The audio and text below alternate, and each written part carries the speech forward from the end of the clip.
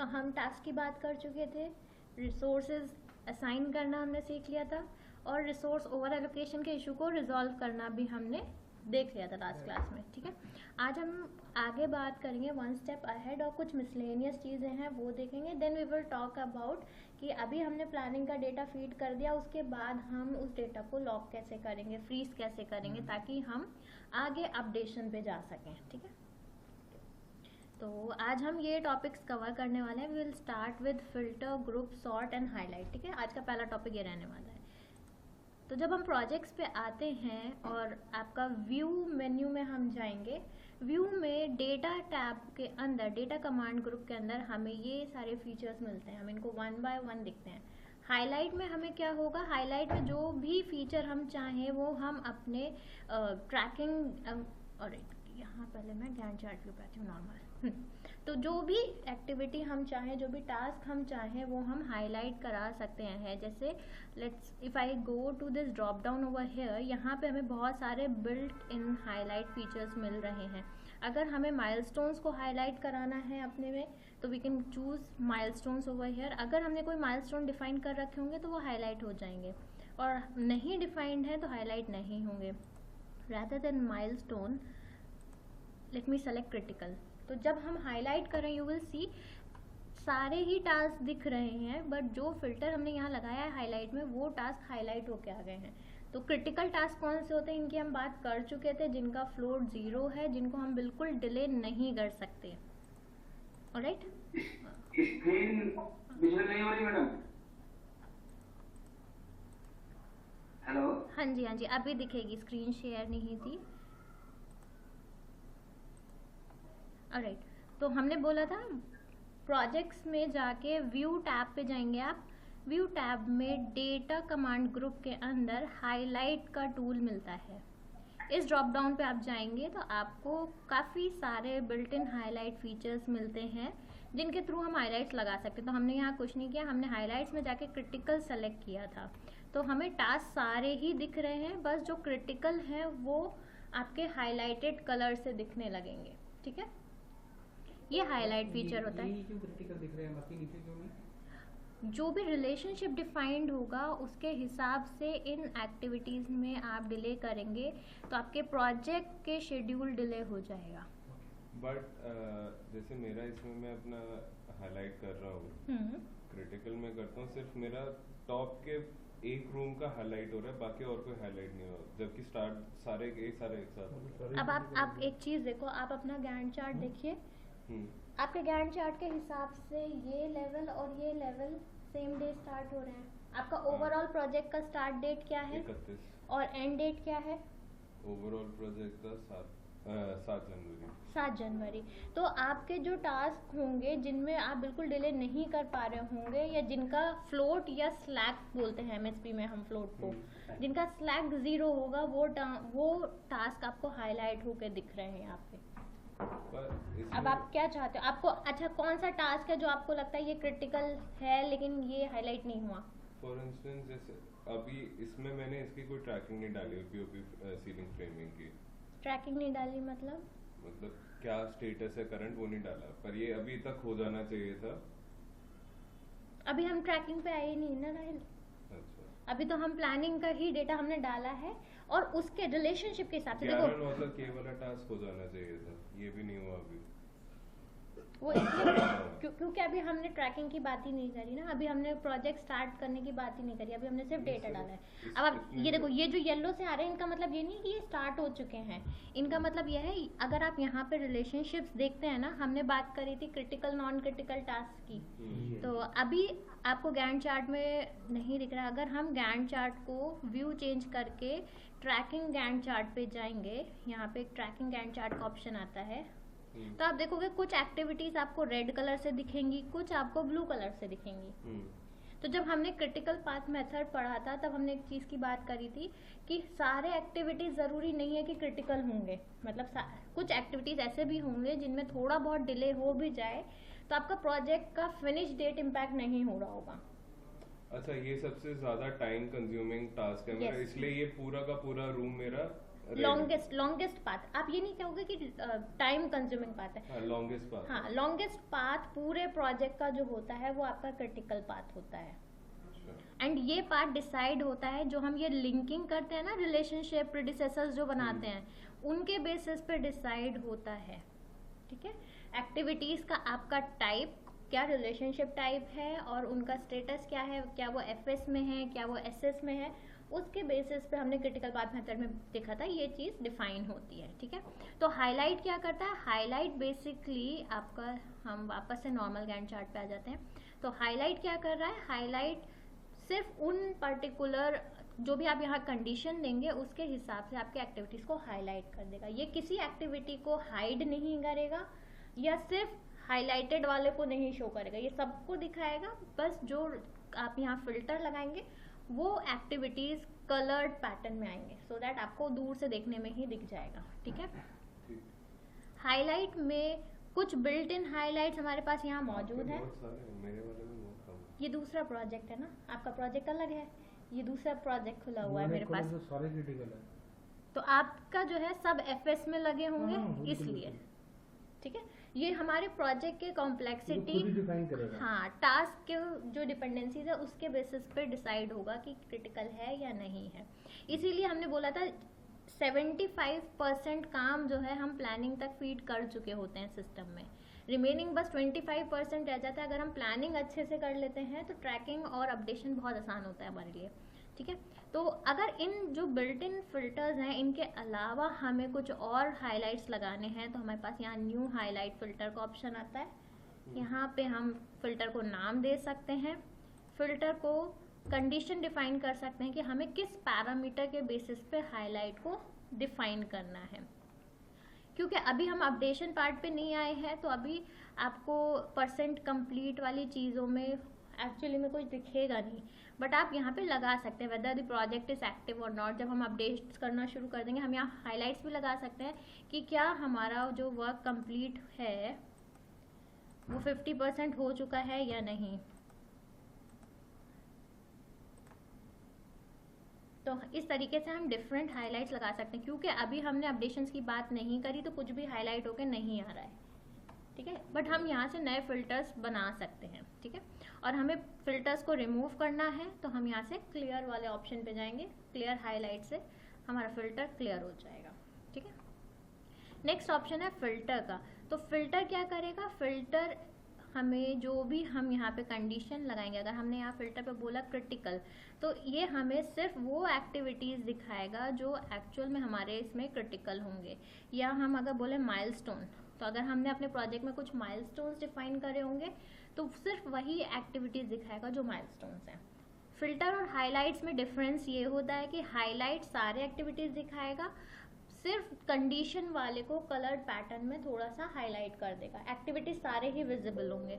But जैसे ही हम filter लगाते हैं तो फिल्टर क्या करता है, बाकी सारे एक्टिविटीज को हाइड कर देगा, जो भी क्राइटेरिया सेलेक्टेड होगा सिर्फ उतना ही दिखाएगा हमें। इसमें जैसे अगर मेरे प्रोजेक्ट में अगर 15 रूम है तो 15 रूम के हर एक रूम की कंप्लीशन में मैं अलग अलग माइलस्टोन लगा सकता हूँ जी, और जैसे जैसे वो कंप्लीट हो रहा है उसको माइलस्टोन कंप्लीट करके वो दिखा देगा। हाँ जी, तो आप क्या करोगे उस केस में, आप माइलस्टोन्स जैसे ही लगाओगे तो जो भी माइलस्टोन है, जैसे ये कंप्लीट डेमोलिशन का एक माइलस्टोन बना हुआ है, ये दिख गया। ऐसे आपने स्टार्टिंग का भी बनाया होगा, एंड का बनाया होगा, या स्टार्ट और एंड आप क्योंकि यहीं पे एक माइलस्टोन बनाओगे, जैसे रूम 1 कंप्लीशन, उसका स्टार्ट डेट उसका एंड डेट दोगे आप। तो इस तरीके से तो आप अगर माइलस्टोन सेलेक्ट करोगे यहाँ क्राइटेरिया में तो फिल्टर करके आपको सारे माइलस्टोन्स दिखाएगा कि कौन सा टास्क कब कंप्लीट हो रहा है। ये भी फिर डाल ही देना चाहिए माइलस्टोन्स। और हाँ जी, जो टास्क कंप्लीट हो गया वो कैसे दिखेगा? वो आप यहाँ पे जाके, यहाँ पे आप देखो काफ़ी सारे ये है ना, कंप्लीटेड टास्क का भी एक बिल्ट इन बना है, आप कंप्लीटेड टास्क कर दोगे। क्योंकि अभी हमने अपडेशन की बात करी ही नहीं है तो हमारा कोई टास्क कंप्लीट नहीं हुआ है, बट जब हम अपडेट्स करेंगे तो जैसे जैसे टास्क कंप्लीट होते जाएंगे इस फिल्टर के थ्रू हमें मिलेगा कौन से टास्क कंप्लीट हो गए। और अगर हम चाहते हैं वो टास्क देखना जो कंप्लीट नहीं हुए, जो पेंडिंग है, तो हम क्या कर सकते हैं, हम यहाँ नया फिल्टर पे जाएंगे,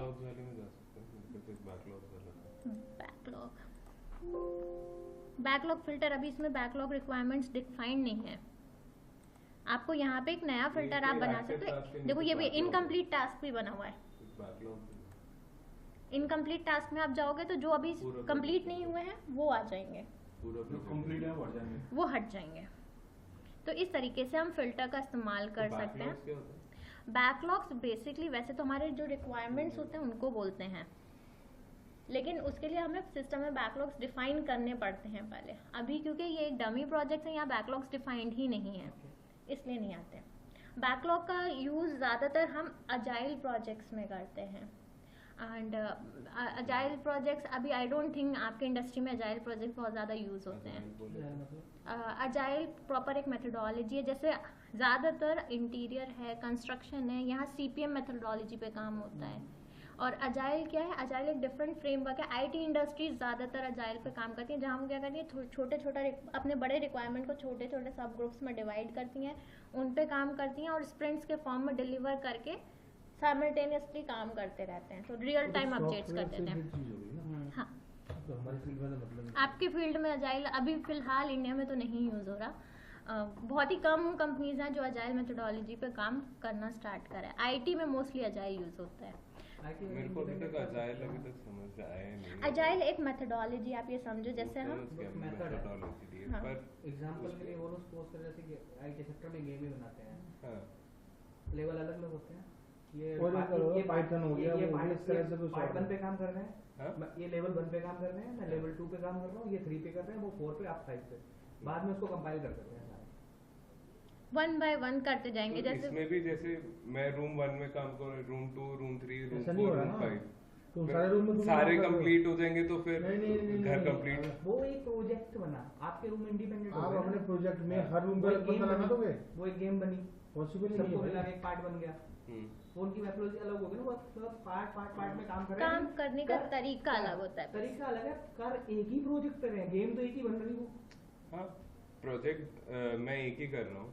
मैंने रूम 1 पे अपनी एक team, for instance first floor पे एक टीम लगाई हुई है, सेकंड ग्राउंड फ्लोर पे अलग टीम लगाई हुई है। जब तक मेरी दोनों टीमों के काम पूरे नहीं हो जाते, मेरा काम पूरा नहीं होगा। हैंडओवर नहीं होगा, हो सकता है। हाँ, कर रहे हैं, देखिए लोग आपके इंडस्ट्री में भी मूव करना स्टार्ट कर रहे हैं, बट देखिए काम करने के लिए डिफरेंट मेथडोलॉजीज हैं। वो आप जब प्रोजेक्ट मैनेजमेंट के कॉन्सेप्ट्स में हम जाते हैं, वाटरफॉल मेथडोलॉजी होती है, अजाइल मेथडोलॉजी होती है, कि मतलब आपका जो प्रोसेस डिफाइंड है वो किस तरीके से मैनेज होना चाहिए। वाटरफॉल टेक्निक में क्या करते हैं, आप एक प्रोसेस पूरा करते हैं, फिर आप दूसरा प्रोसेस स्टार्ट करते हैं। अजाइल में क्या है, आपके 4 प्रोसेस हैं, आपने चारों प्रोसेस साथ में स्टार्ट कर दिए। जैसे ही पहला मॉड्यूल कंप्लीट होता है, पहले मॉड्यूल के चारों प्रोसेस कंप्लीट हुए, आपने वो क्लाइंट को दे दिया। आप क्लाइंट को हैंड ओवर नहीं करते ना जब तक पूरा प्रोजेक्ट नहीं हो जाता। ऐसा तो नहीं करते आपके रूम 1 करके आप रूम 1 दे देते हैं। हाँ, मतलब सारे केसेस में नहीं होता। जैसे आपने रूम 1 बनाया, आपने रूम 1 क्लाइंट को हैंड ओवर कर दिया, फिर आप रूम 2 पे जाएंगे, रूम 2 बना, क्लाइंट को हैंड ओवर कर दिया। अजाइल में बेसिकली हम इस तरीके से करते हैं कि हम डिफरेंट चंक्स को जैसे ही कंप्लीट हुआ क्लाइंट को हैंड ओवर कर देते हैं। Project ताकि- management approach that involves breaking the project into phases and emphasizes continuous collaboration and improvement. ठीक है, तो phases agile- हमारे प्रोजेक्ट्स में भी तो होता ही है। होते हैं, मतलब अब पे क्लाइंट टू क्लाइंट डिपेंड करेगा। कुछ हो सकता है क्लाइंट जिनके साथ आप ऐसा अजाइल होता है अप्रोच कि कर उसके सकते अंदर ना हैं। एक दूसरे की इन्वॉल्वमेंट नहीं होती, हम कितना भी एक दूसरे को छोड़ एग्जांपल दें। के लिए बोलूं, रूम तो बहुत दूर की बात है, उनको Compile करने से लिंक पहले- कर रहा है, हाँ। तो फ्रेम तो आपने दे दिया किसी को, हाँ। बट वो इंडिपेंडेंटली साथ में बनी तो स्टार्ट नहीं कर सकता ना उसको। वो जब फर्स्ट तक- पेज खत्म क्या करेगा पता तभी उसमें second सॉफ्टवेयर पे में जाएगा। अलग अलग इंडिपेंडेंट बन जाता हो। जैसे फॉर इंस्टेंस मैं अपना प्रोजेक्ट लेता हूँ देवेन फार्म। फेज 1 हो गया डाइनिंग रूम एरिया, फेज 2 हो गया बेडरूम एरिया। तो फेज 1 उसको बोल सकता है तू। देखिए आप उसको बोल कई बार सकता है। ऐसा भी होता है कि आप एक ही प्रोजेक्ट में वाटरफॉल और अजाइल दोनों का ही इस्तेमाल कर रहे हैं। एज अ प्रोजेक्ट मैनेजर ये आप हैंडल कर रहे होते हैं। उस केस में बैकलॉग्स क्या होते हैं, जो भी आपके रिक्वायरमेंट्स होंगे हम उसे एज अ बैकलॉग डिफाइन करते हैं सिस्टम में, तब वो चीज़ें आती हैं। ठीक है, तो यहाँ पे इसमें डिफाइन करना आप सिखा सकते हो। वो मैं आगे चल के करा दूंगी। ठीक है, like we can have one extra class कि ये बैकलॉग क्या है, कहाँ से क्रिएट हाँ। होंगे। क्योंकि अजाइल अप्रोच के लिए people don't go for MSP, वो जीरा के थ्रू जाते हैं, असाना के थ्रू जाते हैं, which are completely different systems. वहाँ ज़्यादा स्पेसिफिकली आपको सारे टूल्स मिलते हैं बैकलॉग Agile स्प्रिंट्स में बनाने क्या का। है? बट इफ यू वांट मैं आपको बता सकती हूँ। पता होना जरूरी है। But the thing is agile approach के लिए जो बेस्ट टूल्स है मार्केट में, that is not MSP। Okay, ये चीज़ है। ठीक है, ऑलराइट। तो फिल्टर क्या करेगा, फिल्टर आपको केवल वही जो क्राइटेरिया हम यहाँ देने वाले हैं वो दिखाने वाला है। ठीक है, कोई स्पेसिफिक फिल्टर लगाना पड़े या क्रिएट करना पड़े अगर हमें, जैसे लास्ट टाइम आप कह रहे थे ना पीओपी वाला पार्ट ही देखना हो, अगर वो मेरा इसमें हो गया था, वो आपने एक दूसरे तरीके से किया, आपने यहाँ से जाके करा। सेम आप क्या कर सकते हो, आप उसका एक फिल्टर बना सकते हो। जैसे अगर आपको रिकरेंटली यूज करना है उस चीज को, तो हम क्या कर सकते हैं, हम यहाँ पे एक फिल्टर बना देंगे। फिल्टर नहीं, हाँ, फिल्टर नेम हम कहते हैं। यहाँ पे हमारे पास सिटी इंस्पेक्शन है, ठीक है, तो I am saying city inspection filter. And मैं कह रही हूँ अगर यहाँ पे टेक्स्ट में कहीं भी सिटी इंस्पेक्शन आ रहा है तो उन एक्टिविटीज़ को फिल्टर कर दो। जैसे ही मैं अप्लाई क्लिक करूँगी, I will only see the activities the task जिनमें सिटी इंस्पेक्शन कीवर्ड आ रहा होगा। उसमें फिल्टर लगा के देखा है कि आपके एरिया वाइज आते हैं। हाँ, ये आप अपने के लिए अपने अकॉर्डिंग वॉल पर लिंक कर डाल के कोई हाँ, भी आप फील्ड में नेम मेंशन करिए एंड जो भी टेक्स्ट हो वो वेरीफाई कुछ करिए। पर्टिकुलर वर्ड को जहाँ जा रहा है वहाँ पे उसको एरिया मेंशन होना चाहिए, ऐसे नहीं खाली पनिंग पनिंग पनिंग पनिंग आ गई तो बस। उसको तो मतलब उसको फीड करेंगे डेटा, तो उसको भी चीज को देखना एरिया पड़ेगा, वाइज होना चाहिए हमारे पास। सिमेट्री बनी रहनी चाहिए। सेकंड ऑप्शन से यहाँ पे आप नेम सेलेक्ट करिए। नेम, हाँ जी, टास्क नेम के लिए नेम कीवर्ड यूज हो रहा है। फिर इक्वल आप इक्वल्स करोगे तो जितना वैल्यू दोगे एग्जैक्ट मैच उठाएगा। कंटेन्स करोगे तो एग्जैक्ट मैच के अलावा अप्रोक्सीमेट मैचेस भी उठाएगा। वैल्यू पनिंग कर सकते लगा कहाँ की है। सेव देन अप्लाई, वॉल पनिंग। ये रूम के नाम नहीं दे रहा क्योंकि आपने रूम के नाम फीड नहीं किए होंगे ना, या फीड करें हैं। तो आप क्या कर सकते हो, मल्टीपल फिल्टर्स लगा सकते हो उस केस में। जैसे इफ आई गो हियर, नहीं, वो WPS में वो हेड WPS नहीं दिखा रहा। हाँ, वो इसलिए क्योंकि हमने यहाँ पे सिर्फ फिल्टर कर रखे हैं वैल्यूज। फिल्टर में भी हम मल्टीपल चीज़ें लगा सकते हैं। जैसे हम बात करें, अगर पहले मैं फील्ड टेस्ट लगा लूँ जो आपने पहला वाला Edit लगाया कैसे है, कर सकते हैं एग्जिस्टिंग फिल्टर को? जस्ट 1 सेकेंड, लेट्स से डाल दो, वो तो 36 क्रिएट हो जाएंगे। दूसरे को वो कर दो, आप cancel मोर कर देना। फिल्टर्स पे आते हैं। मोर फिल्टर, यहाँ पे आपका जो भी फिल्टर नाम दिया होगा वो आएगा। क्लिक ऑन एडिट, कंडीशंस आप यहाँ से चेंज कर सकते हैं, ठीक है। और आपको कोई फिल्टर आप यूज में नहीं है वो डिलीट करना है तो वो भी यहीं से होगा। डिलीट फिल्टर्स में ऑर्गेनाइजर में जाते हैं एंड यहाँ पे हमारे पास डिलीट का ऑप्शन है, ठीक है। बताइए वो करो आप। जो बोल रहा हूँ वो तो आपने जो तरीका निकाला था उसी से निकल रहा था वो। सब इम्पोर्टेंट ठीक है, हम इसको हटा दें। फिल्टर एरिया वाइज चाहिए। तो आप वहाँ पे जैसे ऑफिस ही है, हम्म, पनिंग यहाँ पे सारी दीवारों में। अब खाली पनिंग पनिंग निकालेगा तो मेरे को पता ही नहीं कौन से रूम की बात कर रहे हाँ, हैं। तो वो हम ग्रुप करके चीजें देखेंगे। हम फिल्टर भी लगाएंगे, हम साथ में ग्रुप भी लगाएंगे। नेक्स्ट टॉपिक हमारा ग्रुप है, तो लेट मी रिमूव दिस, ठीक है। नेक्स्ट ऑप्शन हम पढ़ेंगे ग्रुप। तो ग्रुप का काम क्या होता है, हमें इस एरिया में व्यू किस बेसिस पे होना चाहिए वो दिखता है। जैसे अभी बाय डिफॉल्ट व्यू हमें क्या हो रहा है, WBS हमारे जो टास्क समरीज हैं उनके बेसिस पे व्यू होता है। Let's say I want to create a new group and यहाँ पे मैं करती हूँ आपको, आप तो पीओपी पे करो एक्सपेरिमेंट, आप अपने पे उसी पे एक्सपेरिमेंट हाँ। करो। नेम, फील्ड नेम क्या दे रहे हो? कुछ भी फील्ड नेम आप जिस सेगमेंट से टेस्ट करना चाहते हैं आप उस फील्ड का नाम दीजिए। जैसे आपने क्योंकि पनिंग उठाया था, समरी तो से बोलना नहीं करना है उठाया। तो आप समरी से कर सकते हैं, ठीक है। आप समरी को अप्लाई Summary। करेंगे तो आपको यहाँ पे समरी के सेगमेंट्स दिखाई देंगे।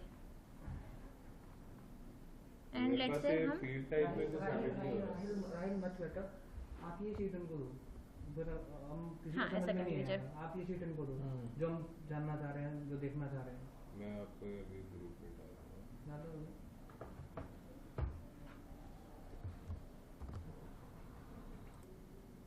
राइट, तो हम नए वाले प्रोजेक्ट ओपन करके उस पर चेक करते हैं एक बार।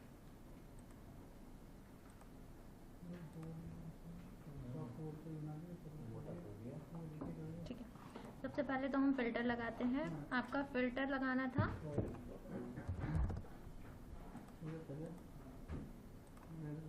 पीओपी पनिंग का वॉल बनेगा। पनिंग वर्ड से पनिंग वर्ड यूज कर रहे Okay.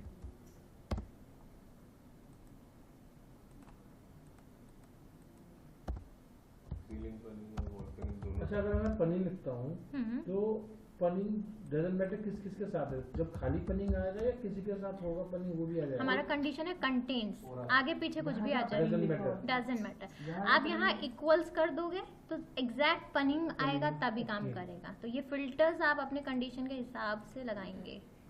तो हमने यहाँ पे ले लिया ये रिसोर्स के हिसाब से अगर फिल्टर लगाना हो मेरे को रिसोर्स, लेकिन मेरे पास सिर्फ 2 बंदे मैं खड़े कर सकता हूँ, जबकि वेट क्वेश्चन मेरा वो ठीक है। दिमाग- अभी हमारे पास पनिंग आ गया। अब आपको चाहिए कि आपको ये WBS के साथ आ जाए। एरिया कहाँ की बात कर रहे हैं? अब आप ये बताओ एरिया जो आपके प्रोजेक्ट में डिफाइंड है। एक मिनट पहले हम एक काम करते हैं, हम नो फिल्टर करते हैं और हम एरिया वाइज देखते हैं कि आपने डिफाइन एरिया वाइज कहाँ करा हुआ है। ये जो ब्लू वाला ये है जैसे है एंट्रेंस गैलरी आ गई। ओके, तो दैट मीन्स आपका ये जो एंट्रेंस हॉल है हम्म, आपको ये पैरामीटर चाहिए अलॉन्ग विद दैट पनिंग कि Yes. आपको पता चल जाए कौन से उसका पनिंग की हम हाँ, बात ये कर बात कर रहे रहे हैं। हैं ठीक है, तो हमने पहले यहाँ से सेलेक्ट कर लिया। खाली सिर्फ पनिंग आ रही है, इसे बोल नहीं सकते कि कौन से Yes. एरिया की बात कर रहे हैं। तो अब हम यहाँ पे नया ग्रुप क्रिएट करने की कोशिश करते हैं और हम कहते हैं इसको ग्रुप कर दो।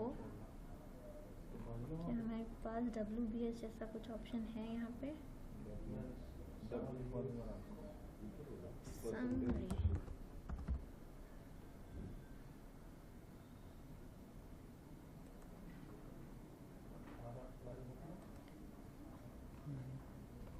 समरी नो, समरी टास्क नहीं आए हमारे ना इसमें।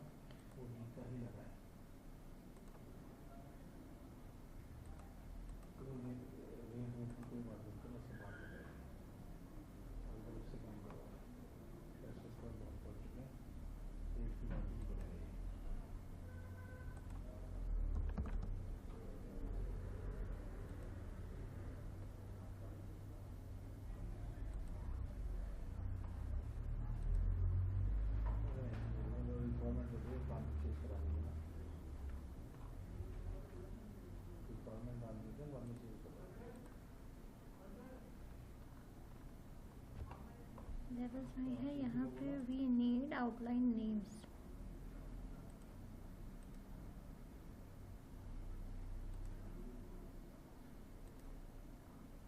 मैं बात करता हूँ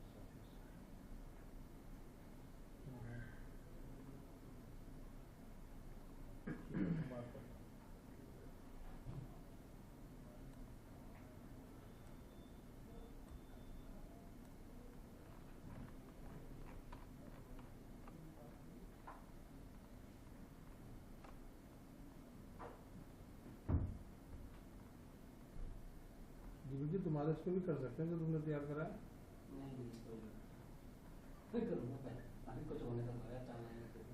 तो रूप को कोई प्रॉब्लम नहीं होना ना यार, मैडम को भी प्रॉब्लम खिलाओ।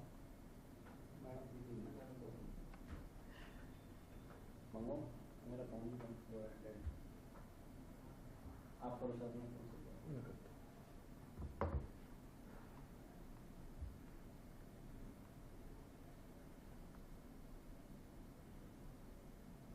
Outline number we are getting, लेकिन हमें उसका वैल्यू चाहिए।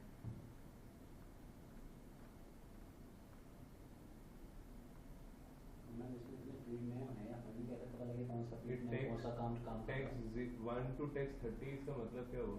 करो बैटरी चेक करो, प्रैक्टिस तब पता लगेगा। हाँ, ये 1 by 1 हमें एक्चुअली मैपिंग का, मैं आपको एक रिसोर्स शेयर कर दूंगी जहाँ पे मैपिंग्स का ये डिफाइंड मैंने होगा। डाला था एक उस filter लेकिन के फिल्टर ऊपर। काम नहीं किया होगा आपका। नहीं, करा मैं था? उसमें फीड ही नहीं करा मैंने आगे। एक अलग से कॉलम क्रिएट करा था DCPA का मैंने। हमारा वाला सिंपल फिल्टर देखो। नहीं, अगर जैसे यहाँ डायरेक्ट हमें वैल्यू नहीं भी मिलता है, अगर अब आ गया देखिए, आपको यही चाहिए था। हाँ, इसके लिए किए थे। हाँ, तो बेसिकली हमने कहाँ से करा आया वो क्या, बता हाँ मैं वो बता रही हूँ दो। आपको।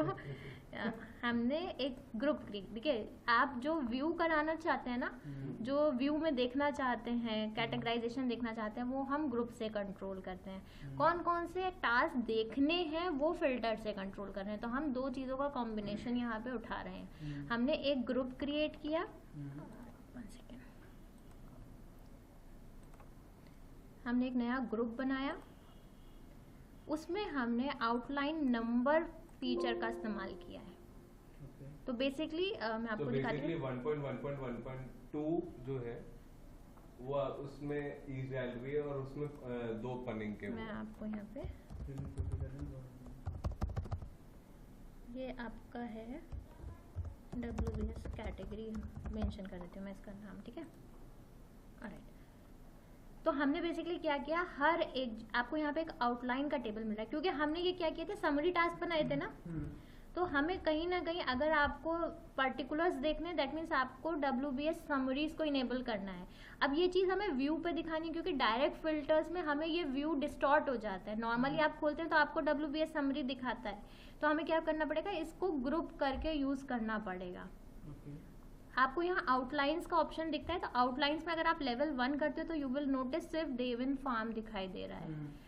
आप आउटलाइन 2 करोगे तो आपको लेवल 1 और लेवल 2 दो लेवल तक दिखाएगा। आप लेवल 3 तक जाओगे तो मेन ब्लॉक के अंदर जो सब डिविजन्स हैं वो दिखा रहा है। ऐसे करके जितने भी हमने सब लेवल्स बनाए होंगे वो हमारे आउटलाइन से कंट्रोल होते हैं बेसिकली। तो जब हम अभी हम लेवल 4 पे हैं, अब देखो level 1, level 2, level 3 and level 4। Level 5 करना। अब हम लेवल 5 पे जाते हैं तो आपके इंडिविजुअल एक्टिविटीज टास्क आ जाते हैं। हाँ, क्योंकि फिल्टर लगा हुआ है तो सिर्फ पनिंग वाली चीजें आपको दिख रही हैं। लेवल 6 करना है। लेवल 6 करते हैं तो अगर कोई लेवल डिफाइंड होगा तो आएगा, अगर नहीं होगा दैट मीन्स अगर जैसे पेरेंट्स बेडरूम के अंदर भी कोई समरी टास्क बना है तब वो इनेबल हो जाएगा। नहीं, सीलिंग पीओबी और पनिंग के बाद अगर कुछ होता है वो आएगा ना लेवल 6 में। नहीं, उसके बाद ऑलरेडी आ चुका है वो। नहीं, अब देखो वो फिल्टर की वजह से आ रहा है, पनिंग तो फिल्टर की पनिंग वजह का फिल्टर है। अभी एक कोर्स अब जैसे हमारे जो लेवल्स हैं बेसिकली WBS के, इसके अंदर कोई समरी, अगर हम यहाँ से एक काम करते हैं, हम फिल्टर हटा देते हैं। अब आपको सारे दिख रहे हैं। तो लेवल क्या है, जो हाईएस्ट हायरार्की बन रही है देवन फार्म के अंदर, एक मेन ब्लॉक है। उस मेन ब्लॉक के अंदर आपका ग्राउंड फ्लोर है, फर्स्ट फ्लोर है और टेरेस है। अब ग्राउंड फ्लोर के अंदर जो जाएंगे, जैसे लेवल 1 ये हो गया, लेवल 2 नीचे आए, एक डेप्थ और लेवल 3 पे आए, लेवल 3 में ये आपके लेवल 4 के काम आ गए। अब अगर आपको लेवल 5 पे जाना है तो एंट्रेंस के अंदर कैटेगरीज डिफाइंड होने चाहिए ना। अभी तो हमारा टास्क डिफाइंड है, यानी इसके अंदर कोई सब लेवल एग्जिस्ट नहीं कर रहा है, ठीक है। कॉर्निश में फिल्टर लगाने के बाद जैसे पनिंग पे लगाया था हमने, no one cornice CORNICE new filter CORNIS, ठीक है। कॉर्निश,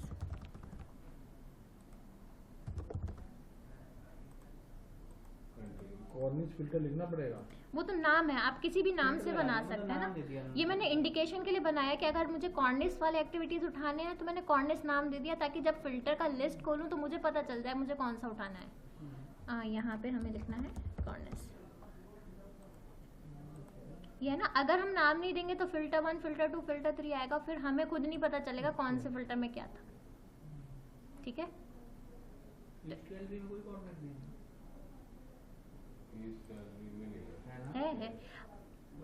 वो इसलिए क्योंकि हमने आउटलाइंस यहाँ पे सारे नहीं कर रखे ना। हम ऑल सब टास्क कर देंगे तो आप देखो सारे को खुल जाएंगे। लेवल 4 तक हमने इनेबल किया रखा था, जितना लेवल्स खुला हुआ था उतना दिख रहा था डिफॉल्ट, ठीक है। तो इस तरीके से हम हाईलाइट फिल्टर ग्रुप का यहाँ से इस्तेमाल कर सकते हैं। सॉर्टिंग हम यहाँ से करते हैं, असेंडिंग करना है, डिसेंडिंग करना है और कौन से कॉलम के बेसिस पे करना है।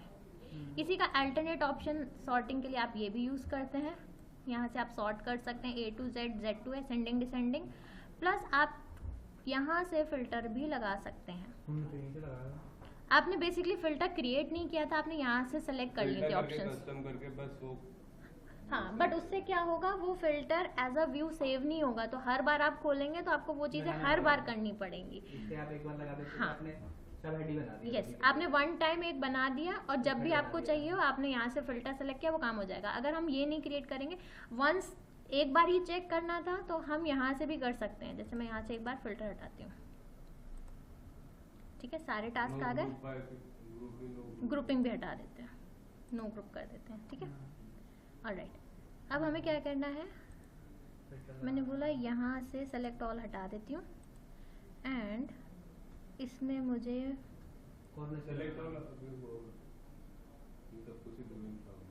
यहाँ से मुझे इंडिविजुअली सेलेक्ट करना पड़ेगा। आप एक बार ये HVAC कॉलर सेलेक्ट करोगे, बाकी सारे सब रूम्स में HVAC कॉलर भी सेलेक्ट हो जाता है। फॉर एग्जाम्पल सारा हटा के मैं सिर्फ HVAC कॉर्नर सेलेक्ट करती हूँ यहाँ से।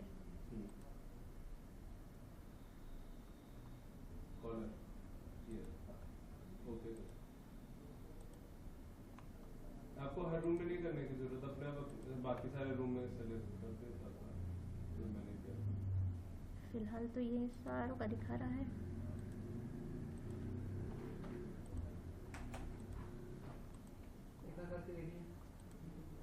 हाँ, इतना करके मतलब बेसिकली ये वन टाइम फिल्टर्स आप यहाँ से लगा सकते हैं। तो जो हम फिल्टर्स लगाएंगे ओके हुआ है कि नहीं हुआ ये भी तो देखना पड़ेगा।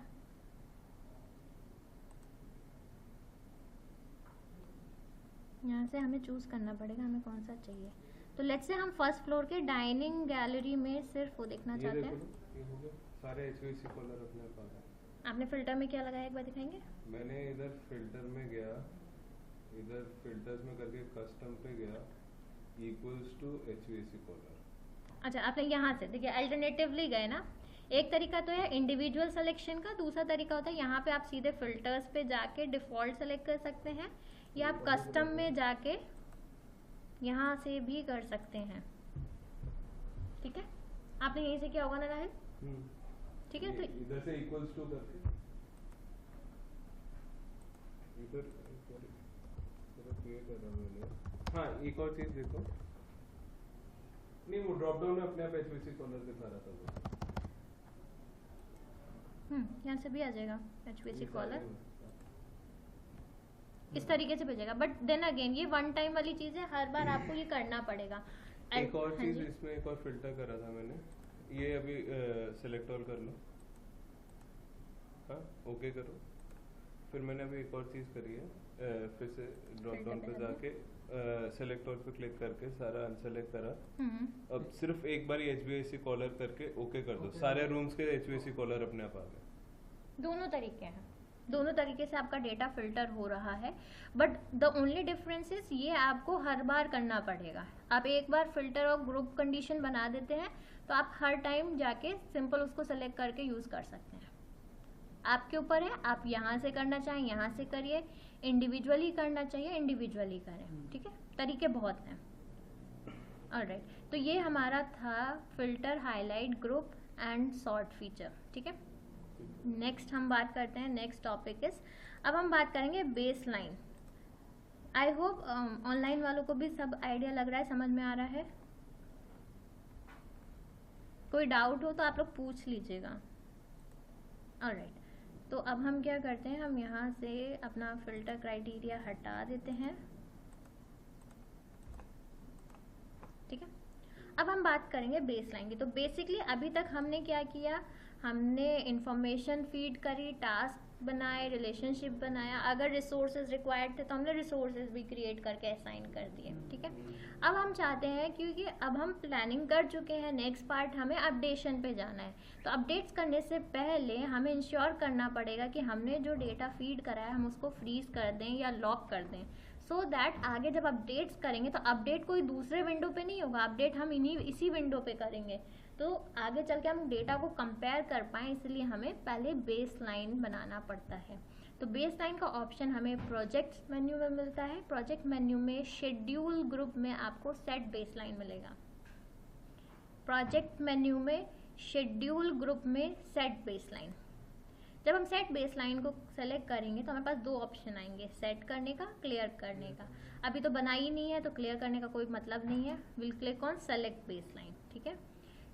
सेलेक्ट बेसलाइन में जाके हमारे पास पहला ऑप्शन आता है सेट बेसलाइन। यहाँ ड्रॉप डाउन है। बाय डिफ़ॉल्ट आप देखोगे तो मैक्सिमम 10 बेसलाइंस बनाने का ऑप्शन हमारे पास एमएसपी पे होता है, यानी हम 10 डिफरेंट बेसलाइंस बना के प्रोजेक्ट को कंपेयर कर सकते हैं। ठीक है, तो अभी हम पहला बेसलाइन पे ही रहते हैं और हम कहेंगे कि जो भी हमने प्रोजेक्ट का डेटा रखा है we want to set the baseline for the entire project. Selected task के लिए अगर आपके टास्क कॉम्प्लिकेटेड है, प्रोजेक्ट में रिक्वायरमेंट है, तो ही आप सेलेक्टेड टास्क सेलेक्ट करते हैं। अदरवाइज 90% सिनेरियोज में हम पूरे प्रोजेक्ट को ही बेसलाइन पे सेट करके फिर कंपेयर करते हैं। ठीक है, हम यहाँ से ओके क्लिक करते हैं। हमने बेसलाइन सेट कर दी, बट वी विल ऑब्जर्व हमें गैंट चार्ट में कुछ डिफरेंस नहीं देखने को मिल रहा है।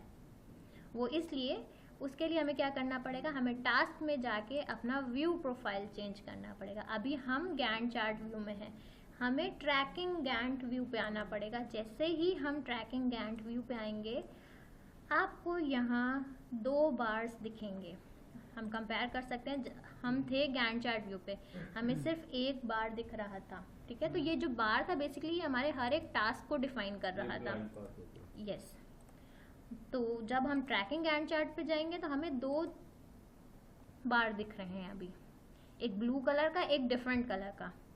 तो यानी एक बार तो हमारा रिप्रेजेंट करेगा बेसलाइन को, दूसरा बार हमारा रिप्रेजेंट करेगा प्रोग्रेस को, कितना % काम हमारे इस टास्क में होता जा रहा है। ठीक है, तो बेसलाइन सेट हम इस तरीके से कर सकते हैं प्रोजेक्ट में। उसके अलावा अभी हमारे कौन से कलर से क्या दिखेगा उसकी भी हम बात करेंगे। तो हमने देखा यहाँ पे जो क्रिटिकल टास्क थे हमारे वो आपको इस रेड कलर के बार से दिखेंगे। आप हाईलाइट भी करोगे, होवर करोगे तो you will see this particular task, ये क्रिटिकल है, यानी इसका डिले हमारे प्रोजेक्ट के एग्जीक्यूशन को इम्पैक्ट करेगा। वहीं जो ब्लू कलर का बार है ये सिर्फ टास्क है, ये नॉन क्रिटिकल टास्क है। ठीक है, यानी इसमें अगर हम थोड़ा बहुत डिले भी कर देंगे स्टिल हमारा क्रिटिकल पाथ इम्पैक्ट नहीं हो रहा है। ठीक है, ऑलराइट, तो हमने देखा बेसलाइन सेट कैसे करेंगे। तो आप सीक्वेंस को हमेशा ध्यान रखना। सबसे पहले हमने टास्क क्रिएट करे, रिलेशनशिप्स डिफाइन करी, लैग लीड अगर था तो वो डिफाइन करा। उसके बाद हमने, अगर आप रिसोर्स मॉनिटरिंग कर रहे हैं तो रिसोर्सेज क्रिएट करके, वैल्यूज फीड करके रिसोर्स असाइन करते हैं। अब हाँ जी,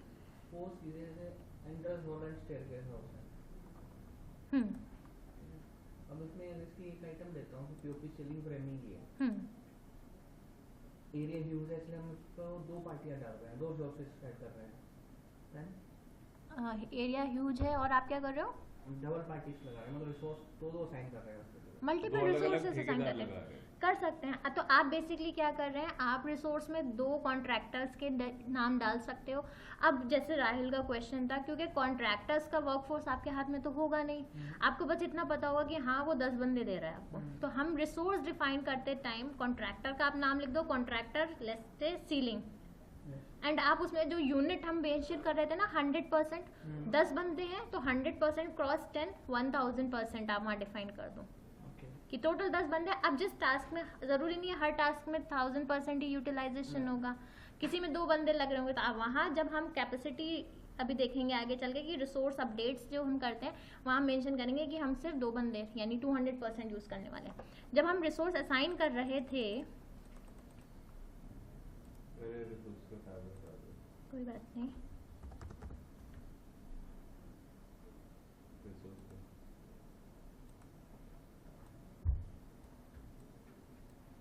अब इसमें रिसोर्स असाइन नहीं है ना, जैसे आपके क्रिएट ही नहीं कर रहा, कोई रिसोर्स है नहीं, तो ठीक है हम एक रिसोर्स बना लेते हैं, कोई दिक्कत नहीं।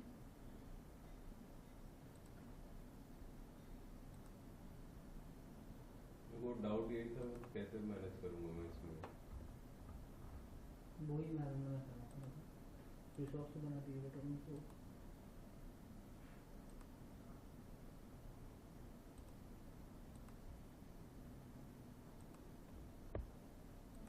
ठीक है। हम बोलते हैं यहाँ पे हमारे पास एक कॉन्ट्रैक्टर है जमुना प्रसाद अजय, ठीक है। वर्क टाइप का ले रहे हैं और हम कह रहे हैं जमुना प्रसाद को हमने 10 बंदे काम कर रहे हैं, 10 बंदे हैं जमुना प्रसाद के, ठीक है। उसका कुछ अगर रेट आप चाहें, आप यहाँ पे अगर कॉस्ट मॉनिटरिंग कर रहे हैं तो आप यहाँ पे इसकी कॉस्ट डिफाइन कर सकते हैं कि एक बंदे का लेट्स से, या वो टोटल आपका बट हमारी क्वांटिटीज तो स्क्वायर फीट में चलती है, परसेंटेज वाइज कैसे उसको डिफाइन करेंगे? परसेंटेज इन द सेंस एक बंदे का आप 100% मान रहे हो, 10 बंदे हैं तो आपने उसको 10 से मल्टीप्लाई कर दिया है उस सेंस में, ठीक है। अगर 17 लाख का काम है, आप 10 से डिवाइड कर दो, 1,70,000 का काम आपको एक बंदे से चाहिए। लेट्स से सेकंड कॉन्ट्रैक्टर है, क्या नाम बताया था राहिल आपने? राकेश लिखो। राकेश, ठीक है, राकेश, ठीक है।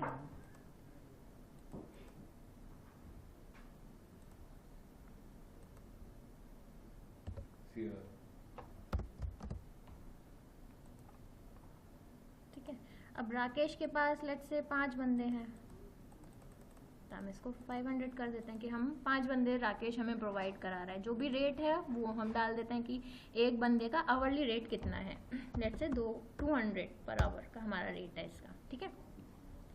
वापस से आते हैं हम अपने डिटेल्स पे और हम कहते हैं हमारा ये जो सिविल मॉडिफिकेशन का काम है इसमें हम रिसोर्स को असाइन करना स्टार्ट करते हैं। तो असाइन करने के कई मेथड्स हम देख चुके हैं। आप यहाँ पे जाके नाम डायरेक्ट लिख सकते हो कि आप कौन से कॉन्ट्रैक्टर से काम करा रहे हो। दोनों से करा रहे हैं, ठीक है। अब दोनों में कितने कितने बंदे चाहिए तो हम डबल क्लिक करते हैं, रिसोर्सेज पे आते हैं। बाय डिफॉल्ट यूनिट 100% है, यानी एक बंदा। अब लेट्स से हम कहते हैं अजय जो है 5 बंदे हम अजय के यूज़ कर रहे हैं, एंड लेट्स से 5 बंदे हमारे टोटल राकेश के यूज़ हो रहे हैं।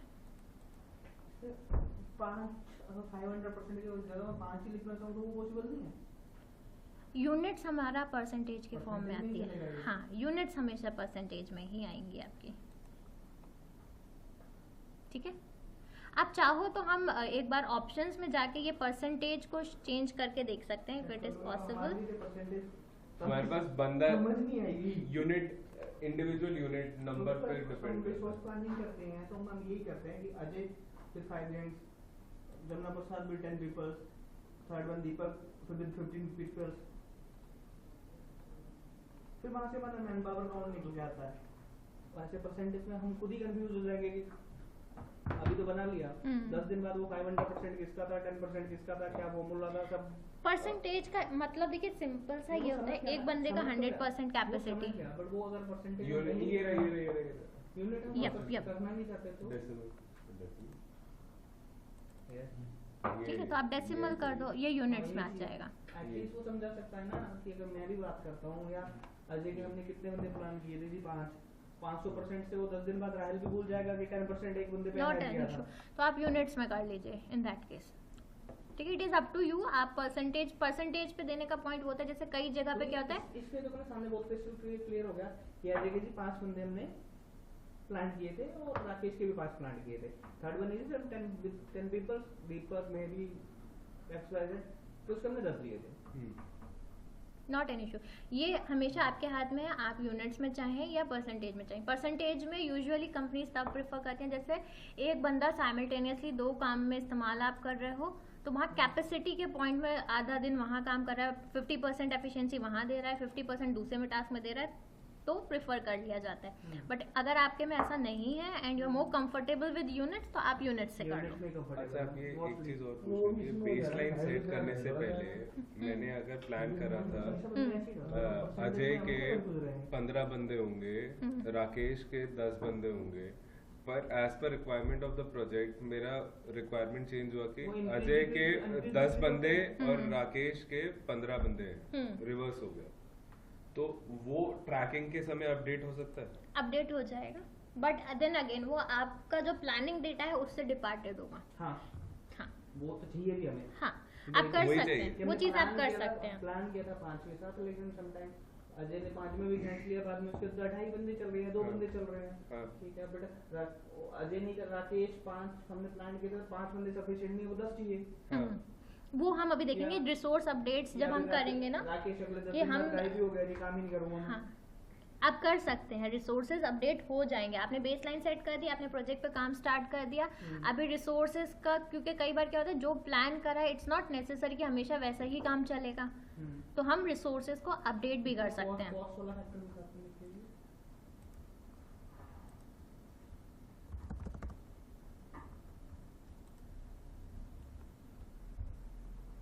ठीक है, यहाँ से आपको कॉस्ट भी ये दिख रही है। DLR का इसमें निकल जाएगा, सॉरी DPR।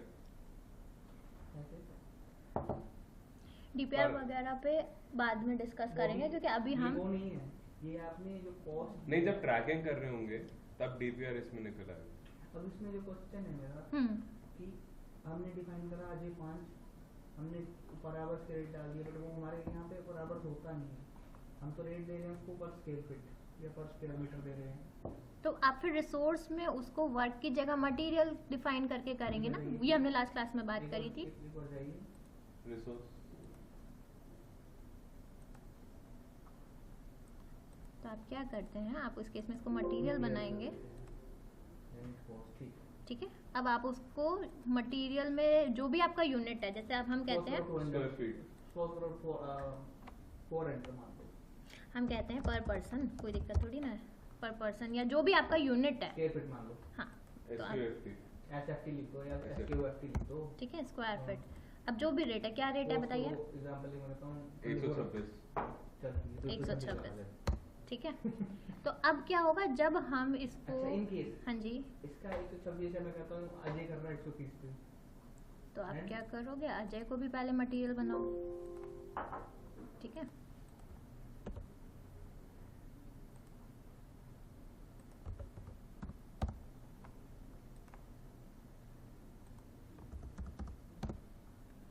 अगर मैं क्वांटिटी में मेंशन करना चाहता हूँ कि कितनी कर रहा हूँ, अजय को मैंने 126 के रेट पे कितना एरिया दे रखा है, वो आप डिफाइन करेंगे जब आप रिसोर्स को असाइन करते हो टास्क के साथ में। आपने लास्ट क्लास का काम करा ही नहीं है, ये असाइनमेंट वाली चीज़ हमने लास्ट क्लास में करी थी। जब हम व्यू पे जाते हैं, डिटेल्स टैब इनेबल करते हैं, अब आपके पास ये आ रहा है कितना यूनिट आपको अजय से काम कराना है। आप फिर ये बहुत हो गया। कितना राकेश से कितना कराना है, रफली 3000। ठीक है, ओके करते हैं। अब आपका जो कॉस्ट कैलकुलेशन होगा वो अजय के 4000 स्क्वायर फीट के हिसाब से होगा, राकेश के 3000 स्क्वायर फीट के हिसाब से होगा। डिफरेंट नहीं दिखाएगा वहाँ पे, 90 कम्युलेटिव दिखाएगा।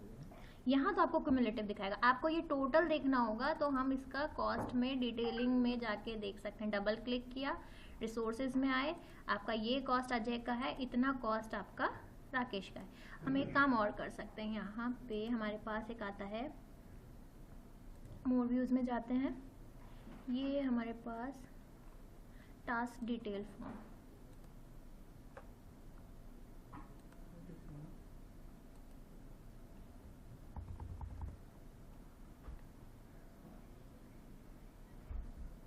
यहाँ से भी देख सकते हैं। प्रोग्राम इस पे बनाओ, ऐसे ही चलो कॉस्ट आप यहाँ पे राइट क्लिक करिए, देखिए अभी आपको क्या दिख रहा है, यूनिट्स दिख रहा है। I want to see the cost, आप राइट क्लिक करिए, कॉस्ट सेलेक्ट करिए, तो आपको इंडिविजुअल कॉस्ट भी दिख जाएगी। तो आपको पता चल गया ये 898 जो पैरामीटर आ रहा है उसमें राकेश और अजय का ब्रेक इवन कितना कितना है। ये आपका JW भी इसी तरह से। ठीक है, वर्क के फॉर्म में देखना हो तो हम वर्क के फॉर्म में भी देख सकते हैं। आप उसमें कर सकते हो, राकेश को अपने 45 रूम दिए, तो यहाँ से बाकी को हम 15 बेसिकली 15 राइट क्लिक करके इसके व्यूज चेंज कर सकते हैं। जैसे हमें रिसोर्सेज एंड प्रेडिसेसर, ये डिफॉल्ट व्यू सेट था, आप जो व्यू चाहें राइट क्लिक करके वो व्यू सेलेक्ट करके देख सकते हैं। ठीक है, ठीक है। ऑलराइट।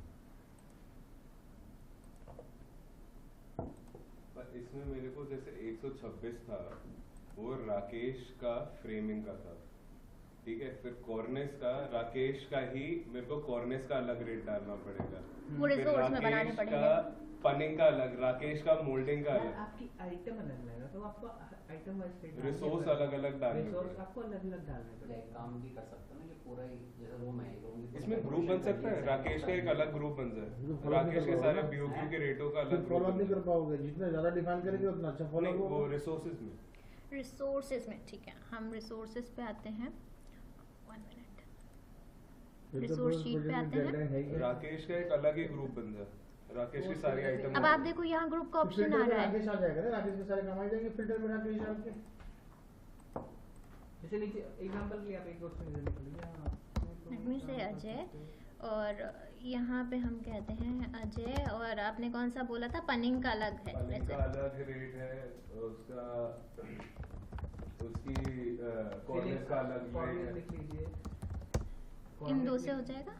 एक और कर लीजिए। एक और कर लेते हैं, एक राकेश का भी कर लेते हैं ताकि हमें क्लियर हो जाए, राकेश वाली चीज़ें ना दिखे यहाँ पे। हम कहते हैं राकेश का सीलिंग का प्राइस, राकेश पनिंग का प्राइस।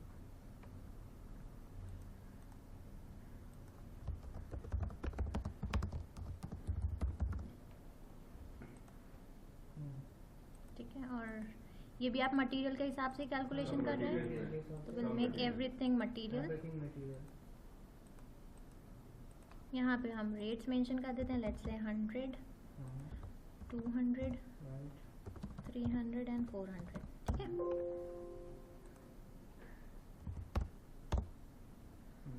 अब हम ग्रुपिंग कर देते हैं, यहाँ हमारे पास ग्रुप का ऑप्शन है। अब जो जो रेट उनके हैं, आप यहाँ पे ग्रुप में अजय डाल दिया, ग्रुप में हमने राकेश डाल दिया।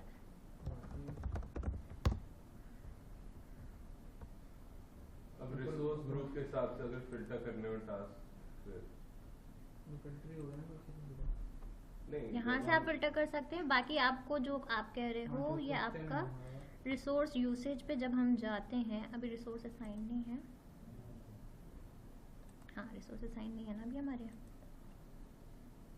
जैसे हम इलेक्ट्रिकल पे जाते हैं, व्यू पे जाते हैं, यहाँ पे हम रिसोर्स असाइन करते हैं, ठीक है। हम कहते हैं सीलिंग का काम हम अजय से करवा रहे हैं 1 यूनिट,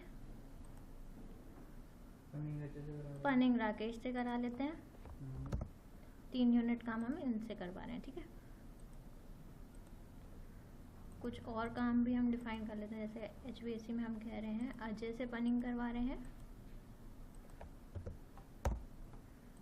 और इसमें सीलिंग का काम हम राकेश से करवा रहे हैं 3 यूनिट, ठीक है। हमारी कॉस्टिंग यहाँ पे आ गई। अब हम क्या कर सकते हैं, डिफरेंट व्यूज़ पे जाके अपना वेरीफाई कर सकते हैं। अगर हम जाते हैं रिसोर्स यूसेज पे,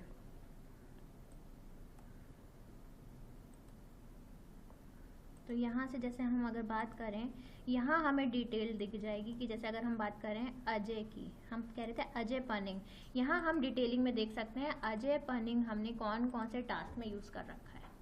तो बेसिकली वो आपको रिसोर्स यूसेज प्रोफाइल से मिलेगा। व्यू में जाके आपको रिसोर्स यूसेज सेलेक्ट करना पड़ेगा, देन आपका रिसोर्स का ब्रेक इवन आएगा on the basis of task they are assigned to, ठीक है। यहाँ से फिर आप मॉनिटर करेंगे, जैसे सीलिंग का काम, अगर सीलिंग का अजय को कॉन्ट्रैक्ट वर्क कितना दिया है वो यहाँ से आएगा, ठीक है। इस तरीके से आप कर सकते हैं। ऑलराइट, अब हम नेक्स्ट आगे बात करते हैं। तो हम बेसलाइन सेट कर रहे थे, राइट। हमने अपने टास्क में बेसलाइन सेट कर दिए थे। गैंट चार्ट व्यू में आते हैं।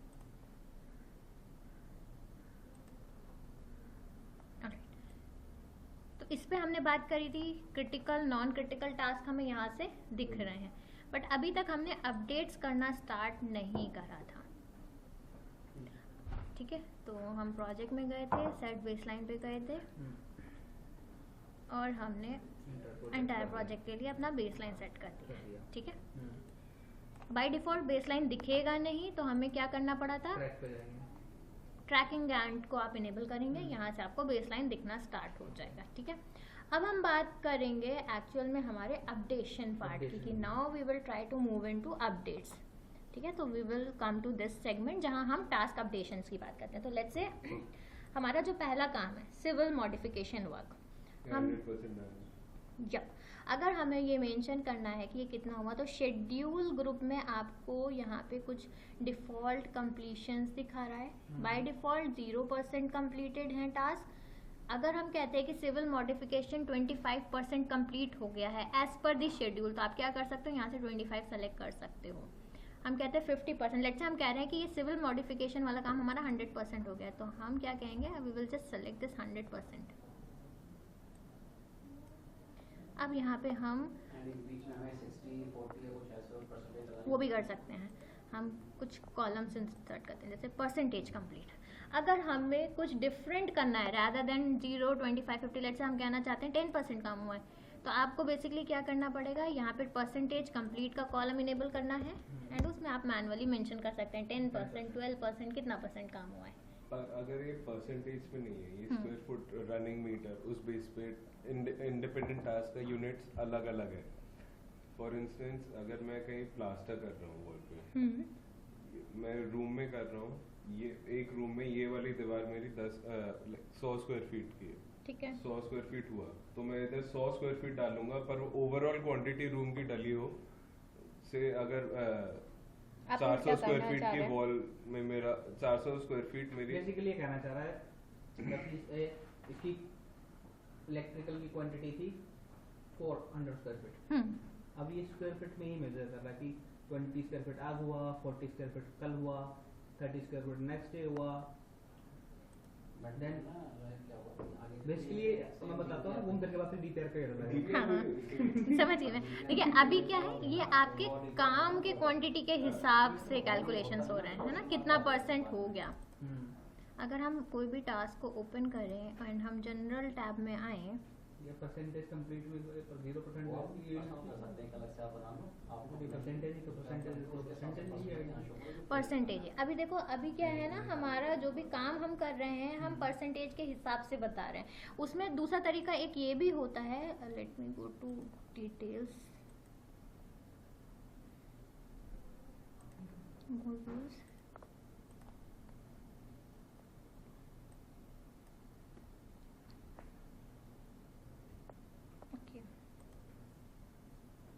अब यहाँ पे जैसे हमने जो भी बेसलाइंस वगैरह सेट करे होते हैं वो हमें यहाँ से दिखते हैं। एंड यहाँ पे मैं अभी आपको एक चीज़ और बताऊंगी कि हम वो भी बता सकते हैं कि जैसे अगर आप परसेंटेज में नहीं बताना चाहते हैं तो फिर आप ड्यूरेशन बेसिस पे भी बता सकते हैं कि 3 टाइप से हम टास्क को या काम को डिफाइन करते हैं एमएसपी में।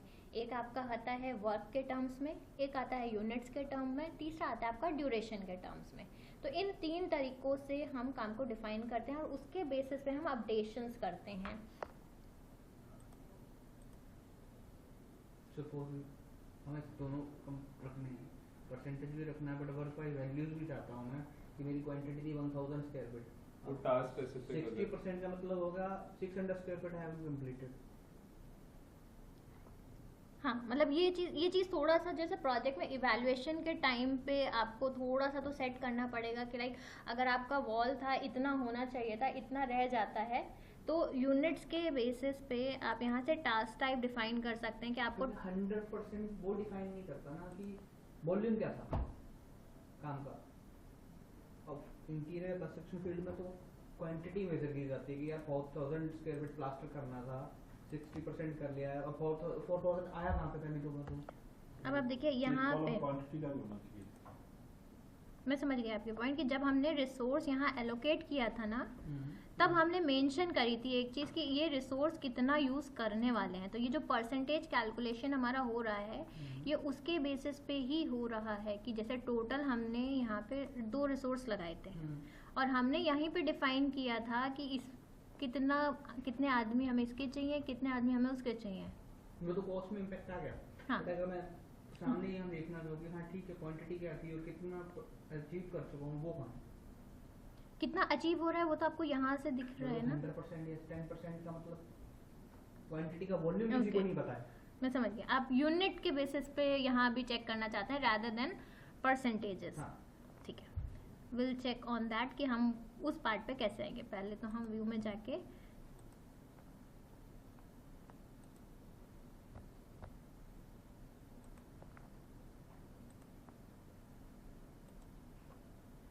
डिटेल्स पे आ जाते हैं तो बेसिकली जैसे हमने यहाँ पे यूनिट सेट किया है, आप चाहते हो कि हम यहाँ पे भी यूनिट्स के टर्म्स में ही दिखाएं रादर देन हमारा जो कंप्लीशन स्टेटस है। राइट।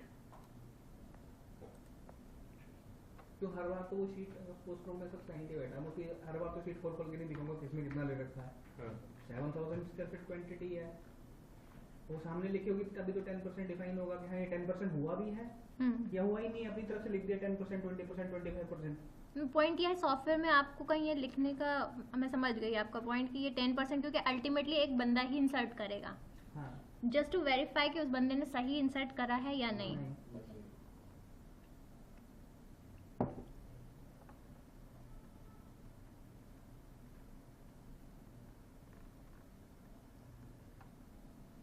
कई बार क्या होता है हम क्वांटिटियां ठीक है जैसे डीपीआर भी बनाते हैं, जब डीपीआर का टोटल करते हैं 100% से भी ऊपर ही चला गया होता है और रीवा को उसमें 37 आए होते हैं।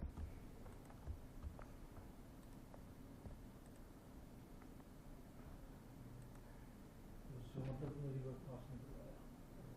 वो रिवर्स वाली बात ही नहीं है। लेकिन अगर सपोज करो एक आप मेन चार्ट देख रहे हो, आपको एक्चुअल क्वांटिटी नहीं पता है तो आप परसेंटेज डिफाइन ही नहीं कर सकते ना किसी को भी। 10% on what basis? 25% on what basis? Okay मैं आपको एक बार वो वाला ब्रेक इवन भी बताती हूँ कि किस तरीके से हम उसको कर सकते हैं। वो कहीं ना कहीं जो हमारा डिफाइन होता है ना, वो टास्क के टाइप्स के हिसाब से डिफाइन होता है कि हमारे पास, जैसे मैंने बोला, हमारे पास 3 टाइप के टास्क हैं यहाँ एमएसपी में।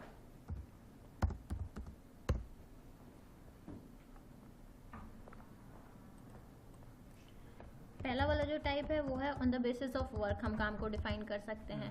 ठीक है, वर्क इज बेसिकली आपका आवर्स के यूनिट में कैलकुलेशन होता है इसका, एंड ये एक तरीके से just one second, work India में आवर्स के हिसाब से नहीं होता, इंडिया में कैजुअल लेबर से आप लगाओ, मतलब वो तो देखो आप अपने प्रोजेक्ट के हिसाब से करोगे। आता है आप कैजुअल लेबर लगाते हो, ठीक है, तो उसकी वो कॉस्ट दिहाड़ी के हिसाब वो तो से। दिहाड़ी पर आवर, या तो दिहाड़ी आवर्स के हिसाब से दे रहे हो, किसी को 400 रुपए दे रहे हो 8 घंटे के, तो 8 घंटे का पर आवर का रेट डिफाइन है ना। वो डे के हिसाब से, वो आवर के हिसाब से नहीं है हमारा। 1.5 डे वो एसेंशियल नहीं है। कभी आप डबल भी लगाते हो, कभी ट्रिपल भी लगाते हो, कभी नाइट भी लगवाते हो। हाँ, तो वो 3 दिहाड़ी होगी ना, दिहाड़ी मतलब पर डे। हाँ, तो वो कॉस्ट तो पर डे, अगर 8 मान लेते 8 घंटे के 800 रुपए दे रहा है तो 100 रुपए का घंटा हुआ।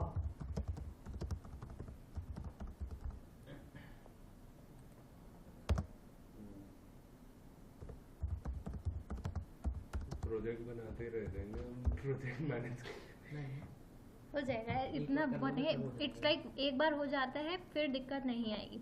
तो हम 3 यूनिट्स में यहाँ काम करते हैं। एक तो हमारा पहला होता है वर्क, जिसमें हम बेसिकली पर्सन आवर्स बताते हैं कि हमारा कोई भी टास्क कितने घंटे अक्यूमुलेट करके होने वाला है। ठीक है, चाहे वो घंटे के फॉर्म में कर लीजिए, चाहे आप वो स्क्वायर फीट के जो आपका मटेरियल का अमाउंट है उस टाइप से कर सकते हैं। जैसे आपका वॉल है, वॉल पेंट होना है, तो आपको पता है कितना स्क्वायर फीट का वॉल है, उसको पेंट होने में कितने एफर्ट्स लगने वाले हैं। ठीक है, वर्क के लिए हम जो यूनिट यूज़ करते हैं वो आवर के फॉर्म में हम यूज़ करते हैं। नेक्स्ट हमारा जो यूनिट है that is duration. Duration basically हमारा बताएगा इलैप्स टाइम, काम के स्टार्ट होने और काम को ख़त्म करने में कितने दिन लगने वाले हैं, तो वो हम ड्यूरेशन के टर्म्स में डिफाइन करते हैं। थर्ड यूनिट जो हमारे पास आती है that is in the form of units. यहाँ हम नंबर ऑफ रिसोर्सेज के बेसिस पे कैलकुलेशन करते हैं कि अगर हमारा लेट्स से पेंट होना था, इतना वॉल का पेंट होना है, लेट्स से हमारे पास, हमें ये फिनिश करना है 4 दिन में, तो हो सकता है हमें नंबर ऑफ रिसोर्स अलग लगेंगे। हमें वही काम 2 दिन में करना होगा तो नंबर ऑफ रिसोर्सेज बढ़ाने पड़ेंगे।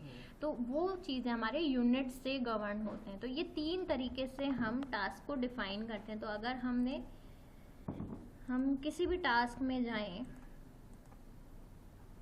जैसे हम कोई भी टास्क में जाते हैं,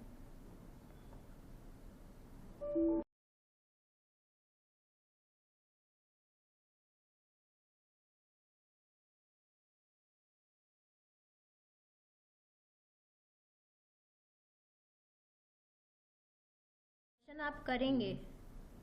अच्छा, तो उसके जैसे हम जेडब्ल्यू मेरिट की एग्जांपल लेते हैं, वो तो हमें पार्ट में 85 करके रूल्स देंगे, तो प्रोग्राम क्या हम वो पार्ट में बनाना पड़ेगा। वो आपको वही अपना पूरा का पूरा ब्लॉक कॉपी करो, नीचे पेस्ट करो, आपका फेज 2 आ जाएगा उसमें, है ना। हाँ। फेज 1 में तो 426 लिख ही नहीं सकता ना, वो मेरे को मिले ही नहीं। फेज मैं 1 हूँ। वही मैं कह रहा हूँ।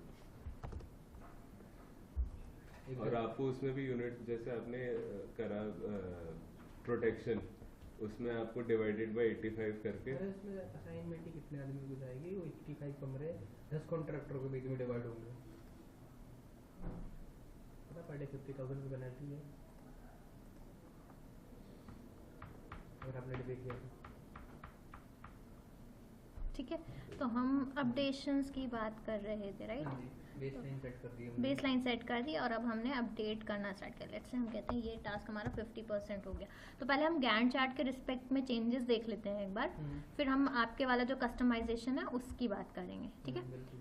तो हमने कहा हमारा ये जो टास्क है, लेट्स से ये 12 दिन का टास्क था और हमने कहा कि ये टास्क जो काम होना था वो ऑलमोस्ट आधा हो चुका है, हमने यहाँ 50% का मार्क लगा दिया, ठीक है? अपडेशंस में भी हम 2-3 तरीके से कर सकते हैं, आप चाहें तो यहाँ ड्यूरेशन में भी हम मेंशन कर सकते हैं कि कितना हो गया है। अब आप यहाँ नीचे 3 चीज़ें आपको दिखेंगी, करंट कितना काम है, बेसलाइन ऑलरेडी सेट हो चुकी है, बेसलाइन पैरामीटर्स में हम चेंजेस नहीं करते हैं, एक्चुअल कितना काम हुआ है, कितना चल रहा है, वो हम यहाँ से कंट्रोल करते हैं।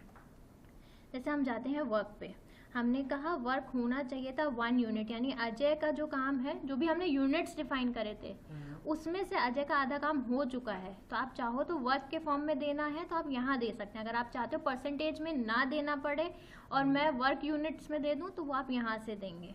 आप वर्क यूनिट में दोगे तो ऑटोमेटिकली आपका ये जो परसेंटेज कंप्लीट है और कितना ड्यूरेशन पेंडिंग है वो अपने आप सिस्टम कैलकुलेट कर लेगा, ठीक है? I hope this answers your question जो आप पूछ रहे थे। हाँ जी। सपोज हाँ डाला अजय सीलिंग और राकेश पनी, तो ये तो कंटिन्यू ध्यान में अजय सीलिंग है राकेश पनी होगा, वहाँ पे सेम शो होगा। हर एक टास्क के लिए करना है आपको ये काम, रिसोर्सेज में लिंक किया होगा हर एक काम, हर एक टास्क के लिए करेंगे हम ये चीज़। डायरेक्टली जा सकता हूँ उसी कॉलम पर, डायरेक्ट कॉलम पे जाके अपना जस्ट 1 सेकेंड। हाँ जी, अब बताइए आप क्या कह रहे थे? सपोज हर रो में जाके हम अपने आप यहाँ भी डायरेक्ट कर सकते हैं इस रो में। हाँ आप कर सकते हैं, हर रो का यस आप कर सकते हैं।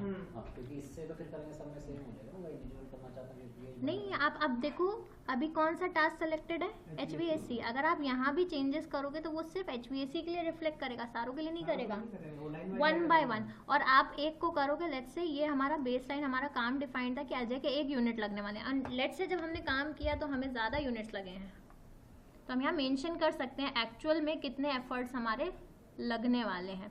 जैसे ही लग जाएंगे will click on this okay, तो आप देखो ये ऑटोमेटिकली जितना आपका काम कंप्लीट हुआ है उस बेसिस पे परसेंटेज अपने आप कैलकुलेट कर रहा है। तो इंटर रिलेटेड है चीज़ें। अगर आप परसेंटेज कैलकुलेशन आपको लगता है कि आपके लिए थोड़ा नहीं जा रहा है तो आप वर्क के बेसिस पे कर लीजिए। लेकिन ये ओवर टाइम भी आ गया ना, ओवर में भी चल रहे हैं और स्क्वायर फुट में भी चल रहे हैं। अगर आप ओवर टाइम करवा रहे हैं तो हमने देखा था रिसोर्स डिफाइन करते टाइम ओवर टाइम कॉस्ट का भी एक ऑप्शन था हमारे पास, जहाँ पे आप ओवर टाइम कॉस्ट इंक्लूड कर सकते हैं। अगर हम कह रहे हैं कि हम 4 घंटे ओवर टाइम करा रहे हैं तो जो बिलिंग, जो बजट कैलकुलेशन है उसमें 4 घंटे का बजट ओवर टाइम के पैसे के हिसाब से कैलकुलेट होगा, ठीक है? ये थोड़ा कंफ्यूजिंग है। एक तरफ तो हम इस फैक्टर को कंसीडर कर रहे हैं एक यूनिट के साथ, जैसे कि पर स्क्वायर फीट वगैरह, उस कंडीशन में ओवर टाइम वगैरह का तो कोई सेंस ही नहीं बनेगा। नहीं, जब मटेरियल में आप चले गए तो उसमें ओवर टाइम को कोई सेंस आपके केस में वैलिड नहीं है, बट क्योंकि उन्होंने पूछा ऑप्शन दिया हुआ है, मैं इसलिए बता रही हूँ, क्योंकि आगे हम शेड्यूल कंप्रेशन की बात करेंगे, वहाँ कई बार क्या होगा, कॉलम हटा नहीं सकते, हटा देते हैं ऐसे। This is a built in feature, आप इसको नहीं हटा सकते। आप सिर्फ वो फीचर हटा सकते हो जो आप खुद से कस्टम क्रिएट करोगे, ठीक है? मतलब आपको रिक्वायर्ड नहीं है, आप उसको 0 रहने दो, आप उसको देखो ही मत, वो रिक्वायर्ड नहीं है आपके केस में, ठीक है? पतला कर दो उसको, स्क्वीज कर दो। किसको स्क्वीज करना? दिखेगा तो फिर इसको स्क्वीज करके पतला कर दो, आपको बाकी नहीं डालनी उसमें। हाइट वाला फैक्टर नहीं है? नहीं, दिस इज अ डिफॉल्ट वे। है मेरे के साइड राइट करो, शो स्प्लिट। अच्छा नहीं, नहीं वो नहीं है, वो नहीं हाइड नहीं हो, ऐसा पूरा ही राइट होगा, चला गया, पूरे ही निकल गया। चला जाता है ना, देखा। ठीक है, तो क्योंकि ये बिल्ट इन टेम्पलेट फीचर्स हैं, बिल्ट इन वाली चीज़ों को हम बहुत हद तक नहीं छेड़ सकते। बहुत से बहुत आप क्या कर सकोगे, इसमें देखो आपको ये चेंज करने का ऑप्शन भी नहीं दे रहा, कॉलम इधर से तो मूव करने का ऑप्शन भी नहीं दे रहा है। तो जो चीज़ रिक्वायर्ड नहीं है आप उसको निगलेक्ट करिए, जो आपके लिए वैलिड है आप उतने पे काम करिए, ठीक है। तो दोनों तरीके से हम कर सकते हैं, हम परसेंटेज के फॉर्म में भी कर सकते हैं या फिर हम वर्क के फॉर्म में करना चाहें तो वर्क के फॉर्म में करने के लिए आपको यहाँ से टास्क डिटेल फॉर्म इनेबल करना पड़ेगा, तब आप वर्क के फॉर्म में कर पाएंगे। उसमें भी आपको राइट क्लिक करके वर्क सेलेक्ट करना पड़ेगा तभी आएगा, ठीक है। ऑलराइट, तो ये था हमारा कि हम टास्क को अपडेट कैसे कर सकते हैं। तो जो जो टास्क हम अपडेट करते जाएंगे, अब आप यहाँ से नेक्स्ट क्लिक करोगे तो it will go to the next task. फिर आप नेक्स्ट टास्क में, अब आप देखो, आप कोशिश करो कि बेस लाइन में कुछ चेंजेस करो, तो बेस लाइन में आप चेंजेस नहीं करेंगे।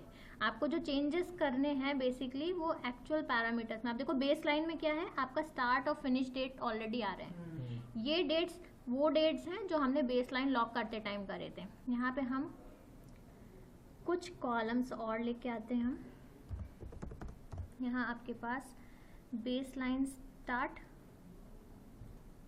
प्लान्ड वर्सेस एक्चुअल हो गया। हाँ, अब यहाँ पे आप प्लान्ड वर्सेस एक्चुअल की तरफ मूव करेंगे। बेस लाइन फिनिश डेट्स, ठीक है। आपका एक हो गया स्टार्ट और फिनिश डेट्स, एक आपका होता है base line start base line finish. Basically उसमें वही डेट आ गई जो हमने स्टार्ट और फिनिश में फर्स्ट टाइम एंट्री की है। बेस लाइन में जो बेस लाइन सेट करी है उस टाइम पे आपका स्टार्ट और फिनिश क्या डेट था वो पैरामीटर जाएगा। इफ वी गो टू, इतने सारे रोज कॉलम्स हो जाएंगे, इसमें स्लाइड ही करते रह जाएंगे। तो आपको रिक्वायर्ड नहीं है ना, आपको जो जब रिक्वायर्ड होगा आप उसका ही इस्तेमाल करेंगे। बट क्योंकि आगे चल के हम इन सारी चीज़ों को कंपेयर करने वाले हैं ना, इसीलिए आपको इसकी ज़रूरत पड़ने वाली है। तो आप क्या कर सकते हो, मैं तो खाली देखने के लिए एक्चुअली तो जब ये पूरा फॉन्ट साइज छोटा हो जाए कि आपको बहुत सारे कॉलम्स एक साथ दिख जाएंगे। आप उसके लिए क्या करते हैं, हम व्यू क्रिएट कर लेते हैं ना, हम व्यूज क्रिएट करेंगे, आगे क्लास में हम सीखेंगे। क्योंकि जब आप प्लानिंग कर रहे हो तब आपको base line, actual start, actual finish ये सारे नहीं रिक्वायर्ड थे। आपको क्या रिक्वायर्ड था, सिर्फ task name, start finish, duration, resource, इतना ही रिक्वायर्ड था। तो हम क्या करते हैं, हम डिफरेंट व्यू क्रिएट कर लेते हैं जहाँ से जिस टाइम जो रिक्वायर्ड है, जैसे यहाँ भी अभी व्यू बने हुए हैं ना हमारे पास, इस तरीके से हम नया व्यू क्रिएट करके अपने पास कस्टमाइज करके बना के रख सकते हैं। तो आपको जब आप अपडेशन या ट्रैकिंग का काम करोगे तो आप एक व्यू बना लोगे ट्रैकिंग का, जब प्लानिंग कर रहे होगे तो आप डिफॉल्ट व्यू में प्लानिंग करोगे, ठीक है। तो वो हम नेक्स्ट क्लास में देखेंगे कि हम व्यू कैसे क्रिएट करते हैं। तो उससे क्या होगा, जिस टाइम जितना रिक्वायर्ड है सिर्फ उतना स्क्रीन पे दिखेगा, ठीक है। ऑलराइट, अब हाँ जी, हाँ क्या क्वेश्चन था आपका? 33% ऑन दिस बेसिस। हाँ जी, अभी समझ जी आ गए, कहते हैं राइट यार प्रिंट निकाल के ला फटाफट स्टेटस क्या साइट का। अब 33% ऑन व्हाट बेसिस। आप यहाँ देखोगे ना, वहाँ पे लैपटॉप तो लेके नहीं जाएगा, ये मीटिंग चल रही है, वो डिपेंड करेगा आपको कौन कौन से रिपोर्ट्स का रिक्वायरमेंट है। हाँ आप नहीं समझे जी जी जी, मैं कह रहा हूँ इसमें क्वांटिटी कहाँ दिख रही है मुझको, 33% किसका है, कितनी क्वांटिटी का है? ओवरऑल अब आप देखो, अगर हम इस पर्टिकुलर टास्क की बात करते हैं ना, HVAC वाले की, ठीक है, इस टास्क में अगर हम 33% कह रहे हैं तो हमने यहाँ पे डिटेल में अपना रिसोर्स वाला चीजें देख रहे हैं। हमने देखा कि 2 रिसोर्सेज इस्तेमाल हो रहे हैं। हाइड कर दो आप, हटा दो उसको नीचे वाले, इसको हटा दो, डिटेल्स को हटा दो, ठीक है। अब राहिल को सिंपल सी एक चीज बोल रहा हूँ मैं, राहिल यार मेरे को ना प्रिंट आउट लेके आ दो आपका अपडेट क्या है। अब राहिल प्रिंट आउट लेके आएगा उस टाइम, ठीक है, लैपटॉप नहीं है, नहीं रिक्वायर्ड है, 10 बंदों के बीच में हटे, हर किसी तरह लैपटॉप तो नहीं घुमाएगा ये, इतने तो प्रिंट निकाल के ले आया। अब क्वेश्चन वो हो जाएगा कि 33% किस क्वांटिटी का है, एक्चुअल वॉल्यूम क्या है इसका। उसके लिए वही मैं कह रही हूँ, उसके लिए आपको साथ में एक सेकंड रिपोर्ट रखनी पड़ेगी जहाँ से रिसोर्स यूटिलाइजेशन का डिटेल्स दिखेगा। इसमें डबल क्लिक करेंगे तो ये ओपन हो गया, बट द थिंग इज जब आप रिपोर्ट्स पुल करोगे तो यहाँ पे हम डिफरेंट रिपोर्ट्स पुल करना सीखेंगे going towards the end of the session. तो उसमें हम सीखेंगे कौन कौन से रिपोर्ट्स कब रिक्वायर्ड होंगे। अब आप खुद सोचो, अगर आप चाहो कि आपको यहीं पे ब्रेक इवन दिख जाए तो अब आप देखो कितने कॉलम्स हो जाएंगे। वो तो चलो ठीक है, अभी बेसलाइन में हटा दिया इसने, बेसलाइन स्टार्ट भी हटा दिया, स्टार्ट और कंप्लीट रखा हुआ है, परसेंटेज ऑफ वर्क रखी हुई है, ठीक है, बट परसेंटेज ऑफ कंप्लीशन के बाद वो एक्चुअल वॉल्यूम तो होना चाहिए ना, कि किसका 30% दिखा रहा है, हमको कितनी क्वांटिटी का दिखा रहा है। सपोज करो से मैं एग्जांपल के लिए बताऊं कि 20 रूम थे, ठीक है, बट 20 में से 15 हो गए, सामने वाले को तो नहीं पता ना कि 20 कमरों का कह रहा है, तो 20 में से 10 हो गए हैं, 50% हो गया, और 50% वो बोलेगा 50% किस चीज का है? इसीलिए तो जब हम किसी भी टूल पे काम कर रहे होते हैं ना, तो सिंगल रिपोर्ट के साथ साथ हमें एडजेसेंट में मल्टीपल रिपोर्ट्स पुल करके, क्योंकि जब भी आप स्टेटस दोगे तो आप स्टेटस खाली एक रिपोर्ट का तो दोगे नहीं, आपको जस्टिफाई करना पड़ेगा ना। जो आप कह रहे हो 33% कैसा है, उसके लिए आप रिसोर्स यूटिलाइजेशन का रिपोर्ट भी पुल करोगे, उसकी एमबी शीट अलग रखोगे, वो रखना पड़ेगा। वो आप एक ही में मर्ज कैसे करोगे, आप मुझे बताओ। वो पॉसिबिलिटी नहीं है ना, और इसमें क्वांटिटीज नहीं आ सकती हैं आपके, कौन से क्वांटिटीज चाहिए जो आपको? ये पूछ रहे हैं कि सेम उस रो में क्वांटिटीज नहीं आ सकती। उस रो में आप कैसे इंट्रोड्यूस करोगे? आप देखो, मतलब आप ट्राई करिए ये टेंडर चीज। की क्वांटिटी मैं सामने रखना चाहता हूँ, उसके बाद बेसिकली परसेंटेज वही आए है, बेसिकली जो हम वही करते आ है, रहे हैं। हाँ जो हम करते आ रहे हैं कि एक्चुअल क्वांटिटी क्या थी, कितना हो गया, परसेंटेज चलो ठीक है वो उस पर डिफाइन हो जाती है, बट मैं एग्जांपल के लिए बोलता हूँ यहीं पे 10,000 फुट सीलिंग का पेंट है, कहते हैं 33% वो एरिया का है। आप बेसिकली बीओक्यू से रिलेट कर रहे हैं इसको, but MSP is not used for BOQ estimations. मैं आपको बता दूं, एस्टिमेशन तो चलो छोड़ दो, बीओक्यू रिलेट नहीं भी करता मैं, बट 30 क्या होता है कि प्रोजेक्ट में तो हमेशा एरिया वॉल्यूम देखा जाता है कि जो एग्जांपल के जैसे मैंने आपको बोला कि मेरे जेडब्ल्यू मैट के 476 हुए हैं, अब आपको पता है 476 है, इनको पता है, उनको पता है, एक थर्ड पार्टी हायर कर रखी है, उनको नहीं पता 476, अब मैं उसको बोलूंगा कि एक इन्वेस्टर को बुलाया, उसको नहीं पता 476, तो उसको मैं बोलूंगा कि 50% हो गए, वो 50% किस चीज के हो गए, वो तो उसको ये आई नहीं पता। अग्री। उसी के लिए हम प्रिंट करके उसको पोस्ट करनी है, हमें रिपोर्ट्स पुल करने पड़ते हैं कि हमारा रिसोर्सेज में कितना क्वांटिटी था या मटेरियल का कितना क्वांटिटी था, और रिसोर्स कंजम्पशन या यूटिलाइजेशन कितना हुआ है। वो दो साथ में आपको सबऑर्डिनेट चीज़ें शेयर करनी पड़ती हैं।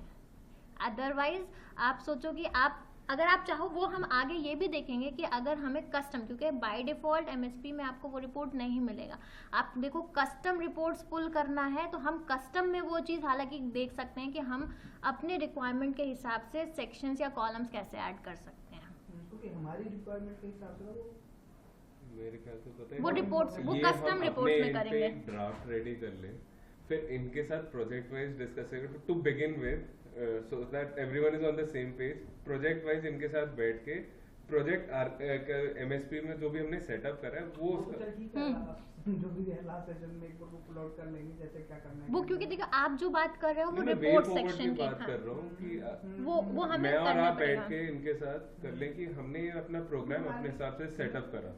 हमारे लिए वो चीज़ ना बहुत इंपॉर्टेंट है। आई गॉट योर पॉइंट, चल, ठीक है, इसीलिए मैं कहता हूँ हाँ, इसके साथ प्रोजेक्ट रहता हूँ, मुझे नहीं पता आज दिन तो मुझे भी याद नहीं रहेगा ना क्या यहाँ पे स्टोन 4000 स्क्वायर फीट था, हाँ चलो Agreed. आज इसने बता दिया हाँ था जी। स्टोन की क्वांटिटी 4000 स्क्वायर फीट है, 10 दिन बाद तो फिर भूल जाऊंगा मैं। हाँ। इसीलिए वो सिस्टम में है। मल्टीपल आपके पास देखते हैं खुद ही 10-15 प्रोजेक्ट है। नहीं, वो ऑब्वियस सी बात है कि नहीं याद रहता।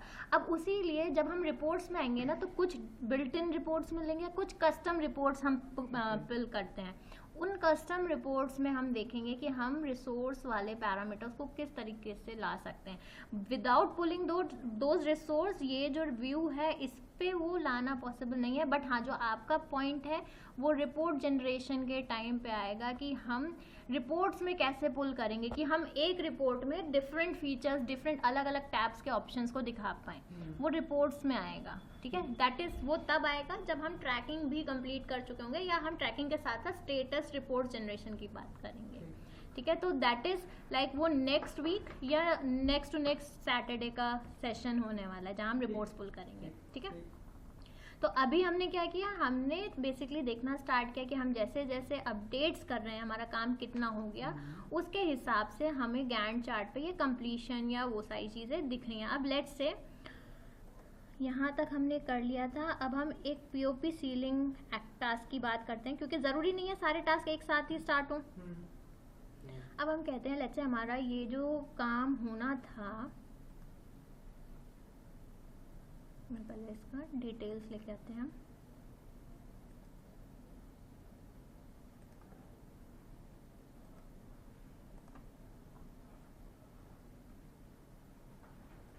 या हम इसी की बात करते हैं। तो हमारा क्या था, बेसलाइन के हिसाब से हमारा 31/8 यानी 31 अगस्त तक ये स्टार्ट हो जाना चाहिए था। लेट्स से हमने ये स्टार्ट किया है, ये काम लेट स्टार्ट हुआ है, ठीक है। हम कह रहे हैं ये जो काम है ये 4 सितंबर से स्टार्ट हुआ है। अब आप देखो, अब आपको गैंट चार्ट में डिफरेंस देखने को मिलेगा। ये जो लाइन है ये इंडिकेट कर रहा है कि आपका इनिशियल प्लान क्या था, बेसलाइन क्या था, ये दिखाएगा एक्चुअल क्या है, ठीक है। अब क्योंकि ये HVAC वर्क जो था हमारा, ये हमारा क्रिटिकल टास्क नहीं था, तो अगर ये डिले भी हुआ तो आप देखो इसके एग्जीक्यूशन पे तो फर्क पड़ेगा, लेकिन हमारे जो प्रोजेक्ट का ओवरऑल स्टार्ट फिनिश है वो इम्पैक्ट नहीं होगा। सॉरी, ये बेसलाइन प्रोजेक्ट का जो स्टार्ट, मैं अभी के लिए परसेंटेज कंप्लीशन हटा रही हूँ यहाँ से, ठीक है। And we will just focus on these dates for now, ठीक है। तो दिस वाज द प्रोजेक्ट का स्टार्टिंग का डेट और ये था एक्सपेक्टेड फिनिश डेट। इस पे फर्क नहीं पड़ा। The reason being HVAC work जो है वो नॉन क्रिटिकल एक्टिविटी थी और उसमें अभी जितना डिले हुआ है वो हमारे टॉलरेंस लिमिट के अंदर ही है। यही डिले अगर हमारा POP सीलिंग वाले काम में हो जाए, क्योंकि अभी हमने कहा ये स्टार्ट नहीं हुआ, बेसलाइन के हिसाब से ये 20 तारीख को स्टार्ट होना था। Let's say I am saying ये 20 को स्टार्ट ना होके 24 को स्टार्ट हुआ है। Now you will see overall पूरा प्रोजेक्ट का आपका अब जो फिनिश डेट्स होंगे वो हिल जाएंगे। इससे आपको कंपैरिजन आप कर सकते हैं कि आपका बेसलाइन था कि तुमने स्टार्ट करना था आपको। हाँ जी, एज पर बेसलाइन ये 30th अगस्त तक कंप्लीट होना चाहिए था, बट अभी क्या हो गया, 1 नवंबर शिफ्ट हो गया, ठीक है। यहाँ से आप कंपेयर करोगे बेसलाइन के साथ में what is the forecasted date. अब हमें यहाँ 3 स्टार्ट फिनिश डेट्स दिख रहे हैं। एक हमारा बेसलाइन है, ये हमने देखा जिस दिन हम बेसलाइन सेट करेंगे ये वो डेट्स हैं कि प्लानिंग के हिसाब से कब होना चाहिए था। स्टार्ट और फिनिश डेट्स आपका एक फोरकास्टेड डेट्स बताएंगे कि कब तक फिनिश होना चाहिए एज पर जो करंट रनिंग शेड्यूल है या जितना आपका अपडेशन हो रहा है उस हिसाब से when it is expected to finish. Basically baseline और स्टार्ट जो हमने इनिशियल स्टार्ट और फिनिश करे थे वो वहां पे चले गए, और स्टार्ट और फिनिश एक्चुअल नहीं है, ये फोरकास्टेड है। फोरकास्टेड हाँ, क्योंकि अभी देखिए अभी हम किस फील्ड पे, बेसिकली बेसलाइन और स्टार्ट और फिनिश जो है ना, बेसलाइन स्टार्ट फिनिश और जो स्टार्ट और फिनिश जो सिर्फ लिखा हुआ है वो मोर और लेस सेम चीज है। नहीं, अगर आपने आपके चेंज किया तो आपका स्टार्ट फिनिश तो चेंज होगा। बेसलाइन देखिए, बेसलाइन और फिनिश लाइन वो रहेगी जो आपने प्रोग्राम करी थी इनिशियल। यस, ये आपका प्रोजेक्ट का फोरकास्टिंग। हाँ जी, updated forecasted date. Start change होता चला जाएगा जब आप और एक्चुअल स्टार्ट और फिनिश वो ये है जो आपका एक्चुअल चल रहा जो है, आप अपडेट करते हो यस, डेली बेसिस पे या तो ये 6 कॉलम नेसेसरी है Yes. वो ट्रैकिंग के समय। Yes. बेसलाइन और एक्चुअल रखना पड़ेगा भैया।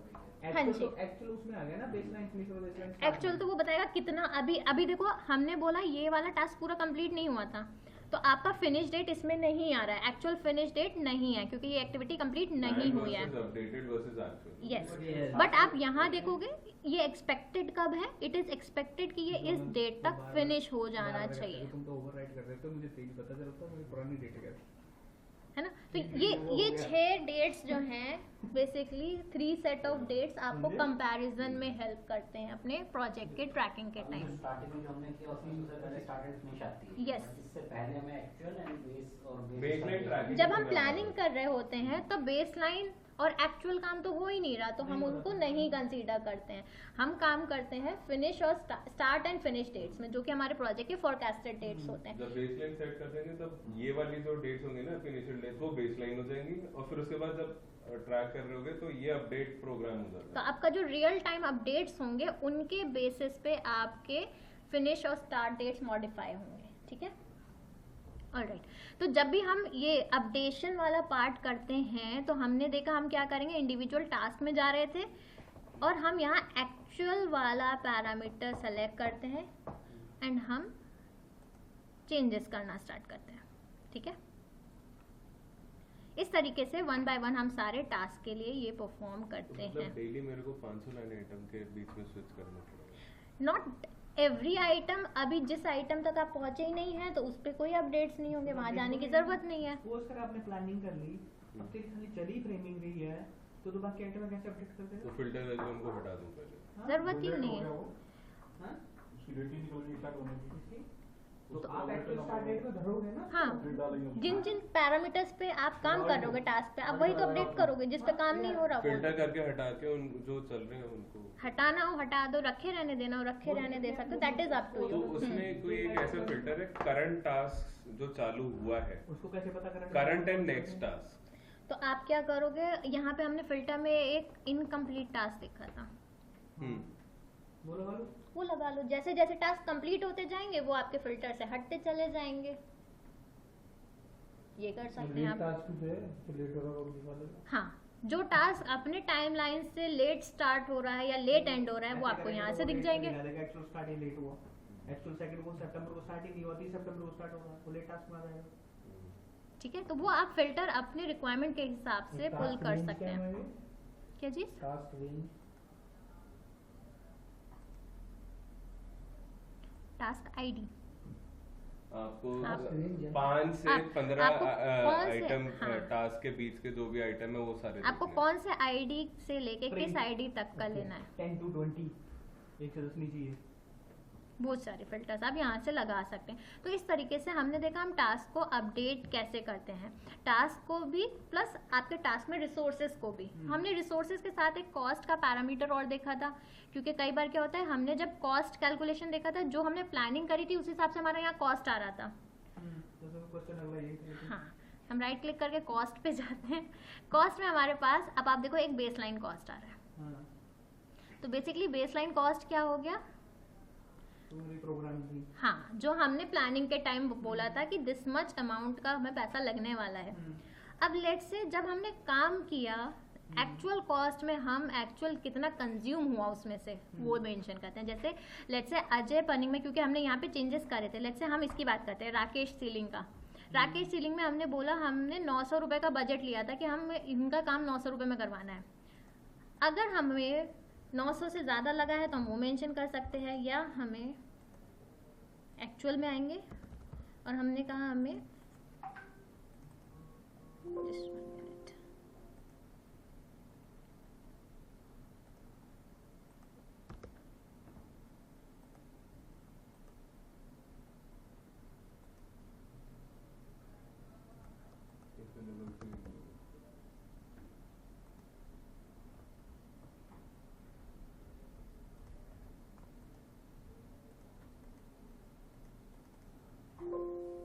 हमने इसमें आई थिंक वहाँ पे चेंजेस कर रखे हैं।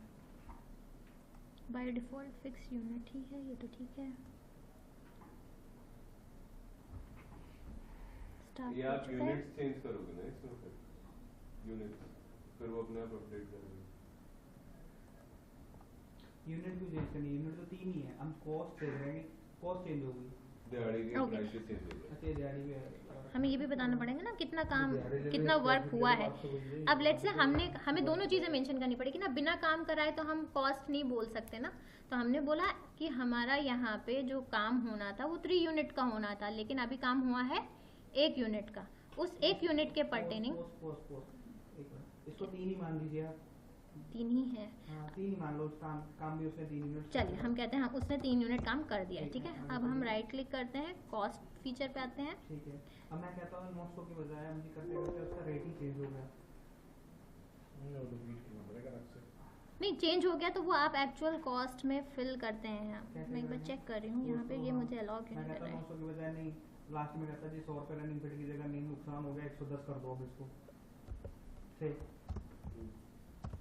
हाँ, तो ये चीज़ होती है ना, जैसे आपने बोला 900 हमने प्लानिंग के टाइम पे देखा था, बट अभी वो 1100 रुपये का कॉस्ट कर रहा है, तो हमने एक्चुअल में मेंशन कर दिया 1100 रुपये। ये कैसे चेंज हुआ? ये कैसे चेंज हुआ? आप इस फील्ड पे जाओगे, एक्चुअल कॉस्ट में यहाँ पे चेंज करोगे, यस टाइप करके चेंज कर दोगे। बेसलाइन आपका ये जो प्लान था वो था 900 रुपये, लेकिन जब हम एक्चुअल काम कर रहे हैं आज तो हमें 1100 रुपये लग रहा है। तो हमने यहाँ फीड कर दिया कि हमारा जो बजट कंज्यूम हुआ है वो 1100 रुपये का हुआ है। यस, ऊपर बजट में अब क्योंकि हम कॉस्ट फीचर्स देख रहे हैं तो एक तो हमारे पास ये कॉस्ट पैरामीटर है, ऐसे ही हमारे पास एक बेसलाइन कॉस्ट आता है। बेस लाइन कॉस्ट भी आएगा और आपके पास एक्चुअल कॉस्ट भी आएगा। ये आपका बेस लाइन कॉस्ट आ गया, यहाँ आपका एक्चुअल कॉस्ट भी आ जाएगा। ठीक है, ये कॉस्ट है, ये आपका प्लानिंग का कॉस्ट था कि बेस लाइन कॉस्ट था जो आपने प्लानिंग के टाइम पे कॉस्ट फीड करा था। अभी कितना कंज्यूम हो गया है वो कॉस्ट आएगा हमारे एक्चुअल कॉस्ट में, और अगर हम इसी कंजम्पशन रेट से आगे बढ़ेंगे तो फॉरकास्टेड हमें कितना रुपया और लग जाएगा वो आपका ये कॉस्ट पैरामीटर में आएगा, फॉरकास्टेड कॉस्ट। न्यू कॉस्ट आ गई हाँ जी, या बैलेंस के लिए। हाँ कि क्योंकि अभी ये काम पूरा नहीं हुआ था और हमें कॉस्ट ज़्यादा लग गई, तो जब हम काम को पूरा करवाएंगे तो कॉस्ट तो बढ़ के आएगी ना इस बार हमारी। और डिफरेंस क्या आ गया बेसलाइन और इसमें एक्चुअल में अगर मैं देखना चाहूँ तो वो भी एक कॉलम ऐड होगा। वो हम रिपोर्ट्स पुल करते टाइम कर लेंगे, कस्टम रिपोर्ट्स बनाएंगे ना, वहाँ पे लेना पड़ेगा हमें। ठीक है, तो अब हमारे यहाँ से दो बेसलाइन में जैसे ये लाइन आइटम बेसलाइन में लाइन आइटम आपने पकड़ी थी कि 9 लाख रुपए का खर्चा आया एग्जांपल के लिए, ठीक है, बट वो अभी एक्चुअल कॉस्ट 9 से भी ऊपर जा रही है। एक्चुअल एक 9 का आज की डेट में इतना कंज्यूम हुआ है, इसी डेट के हिसाब से भविष्य में इतने 9,000 इतने और खर्च नहीं, इतने खर्च हो जाएंगे। इतने और खर्च तो इन दो कॉस्ट के कंपैरिजन से आपको पता चलेगा आप कितना ज्यादा कंज्यूम कर रहे हो। 250 रुपए का फर्क पड़ेगा। हाँ, ओवरऑल कितना आप आउट ऑफ बजट जा रहे हो वो आप ओवरऑल 250 रुपए का आपको नुकसान घटा। यस, ये चीजें हम डिटेल में जब हम ईवी पैरामीटर्स मैं 100 रुपए में कर दूंगा, मैंने वही बोला है उसके अकॉर्डिंग जाके 110 पड़ गया कहीं पर। हम दे देते हैं रेट पेंट की 20 रुपए में कर ले, जब करते करते 4 कोट हो जाते हैं तो वो कहता है जी नुकसान हो रहा है 2 रुपए बढ़ा दो। नहीं, हमने दिहाड़ी पे काम करवाया और वो सोचा था 10 दिहाड़ी लगेगी, 20 लग गई, तब भी तो एक्चुअल कॉस्ट बढ़ जाएगी ना। कई फैक्टर है। एक चीज मेरे को अभी भी नहीं समझ आई, बेसलाइन कॉस्ट थी हमारी 900 400, जी, एक्चुअल कॉस्ट आई हमारी 890। अभी तक आज की डेट में जितना कंज्यूम हो गया। अच्छा, as on today yes, total cost आएगी फाइनल कॉस्ट हमारी वो प्रोजेक्ट कंप्लीट करने में ये कॉस्टिंग आ जाएगी। आज की डेट में इस स्पीड से बैटिंग कर रहा हूँ तो इसी रन रेट से वहां तक जाके होगा 50 ओवर में। फिर वो एक्चुअल कॉस्ट नहीं हुई ना। एक्चुअल कॉस्ट मतलब आज की डेट में कितना कंज्यूम कर चुके हैं, एक्चुअल कितना बजट यूज कर लिया आपने। टिल डेट हुआ ना, एक्चुअल नहीं हुआ ना। बट उसको एक्चुअल बोला जाता है प्रोजेक्ट। एक्चुअल मतलब कितना खर्चा आप एक्चुअल कर चुके हो। आपके पास 100 रुपए थे, आपने 80 रुपए खर्च कर दिए, तो एक्चुअली आपने कंज्यूम कितना कर लिया? 80 रुपए। तो फिर आपका जैसे आप प्रोजेक्ट आपने 4 करोड़ का प्रोजेक्ट किया, मैं कह रहा हूं तो तो आज की डेट अगर आप रिपोर्ट दे रहे हो, आज की डेट टुडे हो गया एग्री। फिर वो कॉस्ट जो है वो थोड़ा सा कंफ्यूज कर देते हैं कि वो एक्चुअली आप सही कह रहे हो, this is like estimated cost है, बट द सिस्टम में देखिए सेम वे में जैसे यहाँ स्टार्ट और फिनिश डेट्स थे, फोरकास्टेड थे, एस्टिमेट्स हैं ये, सेम कॉस्ट भी आपका एस्टिमेटेड कॉस्ट है, बट क्योंकि वो सिस्टम में एस्टिमेटेड कॉस्ट नहीं डिफाइंड है, वो कॉस्ट के नाम से डिफाइंड है, इतना फर्क है। तो एक्चुअली हाँ जी, एस्टिमेटेड है। यस, ठीक है, 250 रुपए का फर्क आ गया, डिफरेंस आ गया, जो भी बोलो। तो इस तरीके से हम कॉस्ट को भी अपडेट कर सकते हैं, रिसोर्स अपडेट कर सकते हैं, अपने टास्क का कंप्लीशन अपडेट करते हैं सिस्टम में। ठीक है, इसके अलावा अब यहाँ से जो नेक्स्ट क्लास में जब हम स्टार्ट करेंगे तो हम बात करने वाले हैं इन सारी चीज़ों पे कि आपका ये जो ड्यूरेशन है, जब हम शेड्यूल के डिटेल्स शेयर करते हैं या शेड्यूल को चेक करते हैं तो we are more interested in start and finish dates, baseline finish, baseline start dates, actual start, actual finish. इन तीनों के कंपैरिजन से हमें पता चलेगा क्या हम शेड्यूल के हिसाब से चल रहे हैं या नहीं। सेम वे में आपका cost, baseline cost, actual cost, इन तीनों के कंपैरिजन से हमें पता चलता है कि हम बजट के हिसाब से चल रहे हैं या नहीं। इनका डिटेल्ड एनालिसिस हम नेक्स्ट क्लास में करेंगे, जहां हम देखेंगे शेड्यूल और आपका जो बजट है, इनका कंपैरिजन आप कैसे करते हो प्रोजेक्ट में, कि आप शेड्यूल में हो या नहीं, आप विद इन दी बजट हो या नहीं हो। ठीक है, उसके अलावा अभी क्योंकि हमने बोला कि ये सारी चीज़ें हमने प्रोजेक्ट में अपडेट करी हैं, ठीक है, तो हमें प्रोजेक्ट में गैंट चार्ट में दिखाना भी तो पड़ेगा कि हम स्टेटस किस दिन दे रहे हैं। अभी हमने कहीं पे भी स्टेटस डेट नहीं दिखाई है, लेट्स से हमारा प्रोजेक्ट जो था वो स्टार्ट हो रहा था अक्टूबर में, है ना, 30 अक्टूबर से हमारा प्रोजेक्ट स्टार्ट हो रहा था और आज की डेट में हम स्टेटस ले रहे हैं। तो प्रोजेक्ट के अंदर स्टेटस ग्रुप के अंदर हमारे पास स्टेटस डेट आती है जहां से हम प्रोवाइड करते हैं किस दिन हमने ये अपडेट्स लिए हैं। मतलब हम आज देख रहे हैं ना, let's say what ever day, जिस दिन आप सिस्टम में ये इनपुट कर रहे हैं, जैसे हम आज कर रहे हैं। हाँ, आपको हर एक मंडे और फ्राइडे को ये अपडेट करना है, तो ठीक है। तो लेट्स से आपने ये स्टेटस मंडे को अपडेट किया, क्योंकि अभी हम 14 को, लेट्स से हम कहते हैं ये सारा डेटा हमने आज फीड करा है। तो आप अगर मंडे आपका स्टेटस अपडेट होता है तो आप मंडे को ये सारा डेटा इनपुट करोगे। एवरी मंडे, हर हफ्ते आप साइट के अपडेट्स एक दिन बैठ के सिस्टम में डालोगे, ठीक है। तो आई एम सेइंग कि हमने ये आज 9 तारीख को डेटा फीड करा है। तो अब आपका स्टेटस डेट यहाँ क्या दिखा रहा है, 9/14, and I am saying update my project. तो जो मेरा प्रोजेक्ट है उसको, जो मेरा स्टेटस डेट है उसके हिसाब से अपडेट कर दो, ठीक है। अब ये अपडेट करते ही आपको यहाँ पे ये एक लाइन दिख रही है, this line is the progress line. अगर नहीं दिखे आपको अपने शीट पे तो आप राइट क्लिक कर सकते हैं, यहाँ से प्रोग्रेस लाइन को इनेबल कर सकते हैं, ठीक है। तो अब आप देखो यहाँ पे 2 लाइनें दिख रही हैं, एक ग्रीन और एक रेड। अभी हम उसको भी देखेंगे कि जैसे जैसे हमारा प्रोजेक्ट में अपडेट्स होते हैं उसके हिसाब से हमें ये ट्रेंड लाइन दिखती है कि हमारा प्रोजेक्ट में काम कितना करेंटली हमने अपडेट किया है 14 तारीख को, लेकिन एज पर शेड्यूल काम कितना हुआ है, ठीक है। ये पैरामीटर्स हम नेक्स्ट क्लास में डिटेल में देखेंगे कि कहाँ तक हो जाना चाहिए था और कितना काम हुआ है, ठीक है। तो उसके बेसिस पे हम गैंट चार्ट से ही देखेंगे कि क्या हमारा शेड्यूल, जो डिले की बात कर रहे हैं, एक तरीका तो आपका यहाँ से देख सकते हो आप डेट्स के बेसिस पे, दूसरा हम देखेंगे कि गैंट चार्ट पे वो चीज़ हमें कैसे दिखती है, ठीक है।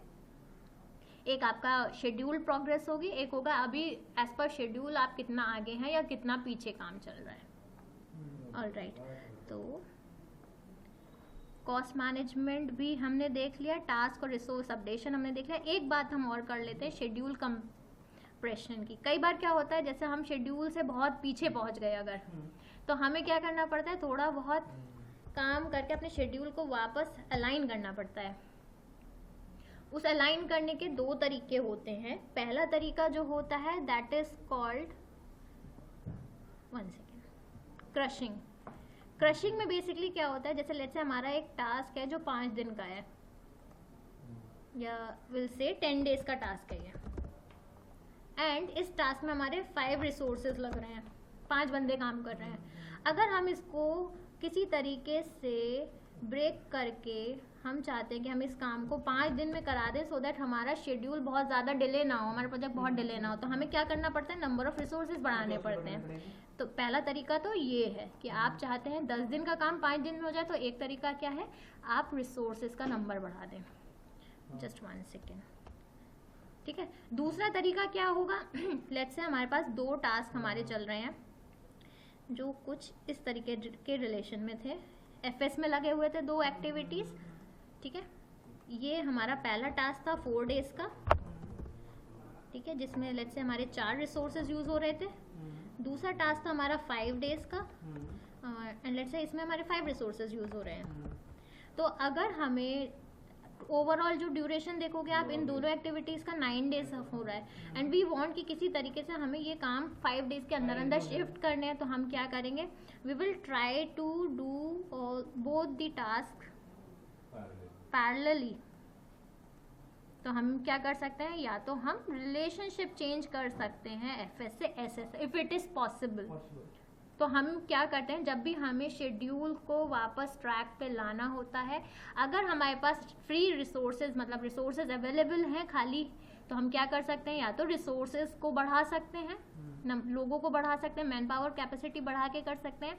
वो पॉसिबिलिटी नहीं है तो फिर हमें देखना पड़ेगा कि कौन कौन से टास्क हैं जिनको हम पैरेलल में चला के काम को टाइमली कर सकते हैं, ठीक है। बट एक चीज़ हमें ध्यान रखनी है, ये दोनों ही जो कंप्रेशन टेक्निक्स हैं, ये हमेशा हम क्रिटिकल टास्क के लिए लगाते हैं, क्योंकि नॉन क्रिटिकल टास्क को डिले करने पे प्रोजेक्ट के कंप्लीशन पे कोई फ़र्क नहीं पड़ता है।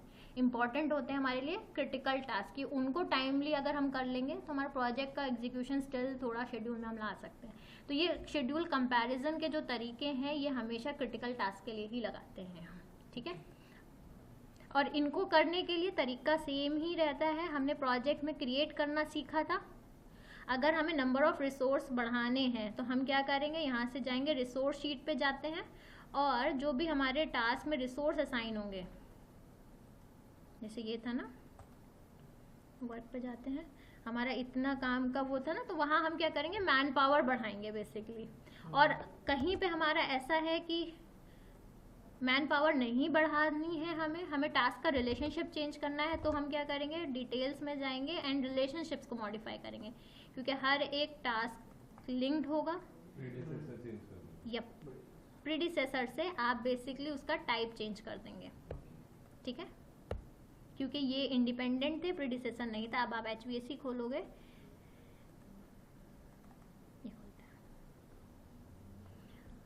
हमने पहले वाले 3 के लिए क्यों नहीं किया, क्योंकि पहले वाले 3 हमारे क्रिटिकल टास्क नहीं है। तो क्रिटिकल टास्क नहीं है तो हमें शेड्यूल को कंप्रेस करने का रिक्वायरमेंट नहीं है, ये हमेशा हम क्रिटिकल टास्क के लिए करेंगे। तो ये जो FS में हम क्या करेंगे, इसका रिलेशन चेंज करके SS में कन्वर्ट कर देंगे। SS में करते ही हमारा ड्यूरेशन जो है वापस से ट्रैक पे आने लगेगा। अगर कहीं लाग डाला तो लाग हटा देंगे। यस, तो वो रिलेशनशिप से ही डिफाइन होगा आपका, ठीक है। तो इस तरीके से हम शेड्यूल को वापस ट्रैक पर लाने के लिए ये 2 टेक्निक्स का इस्तेमाल और करते हैं, ठीक है। तो आज की क्लास में हमने क्या क्या टॉपिक्स देखे, हमने स्टार्ट किया था अपने filter, group, sort, highlight features के साथ, फिर हमने बेसलाइन सेट करी, देन हमने देखा बेसलाइन सेट करने के बाद हम अपडेशन पे आ गए। हमने प्लानिंग कर ली, बेसलाइन सेट कर ली, अब अपडेट्स करें। अपडेट्स में हम टास्क भी अपडेट कर सकते हैं, हम रिसोर्स भी अपडेट कर सकते हैं, और हम कितना कॉस्ट लग रहा है हम ये भी अपडेट करते हैं। तो हमने वहाँ पे 3 फीचर्स देखे, एक हमारा स्टार्ट फिनिश एक्चुअल डेट्स आती हैं, एक हमारा फोरकास्टेड जिसको हम नॉर्मल स्टार्ट फिनिश बोल रहे हैं वो होता है, तीसरा फीचर होता है बेसलाइन पैरामीटर्स। तो हम अपने फोरकास्टेड पैरामीटर, बेसलाइन पैरामीटर्स और एक्चुअल पैरामीटर्स का कंपैरिजन करके नेक्स्ट क्लास में देखेंगे शेड्यूल और बजट का एस्टिमेट्स कैसे निकालते हैं। तो रिपोर्ट्स लास्ट में क्योंकि रिपोर्ट्स का मतलब है आपका काम ऑलरेडी चल रहा है, अभी हमें क्योंकि थोड़ा काम और बच रहा है, उसके बाद we will come to reports part, ठीक है। इतने में कोई डाउट हो तो यू गाइस कैन आस्क।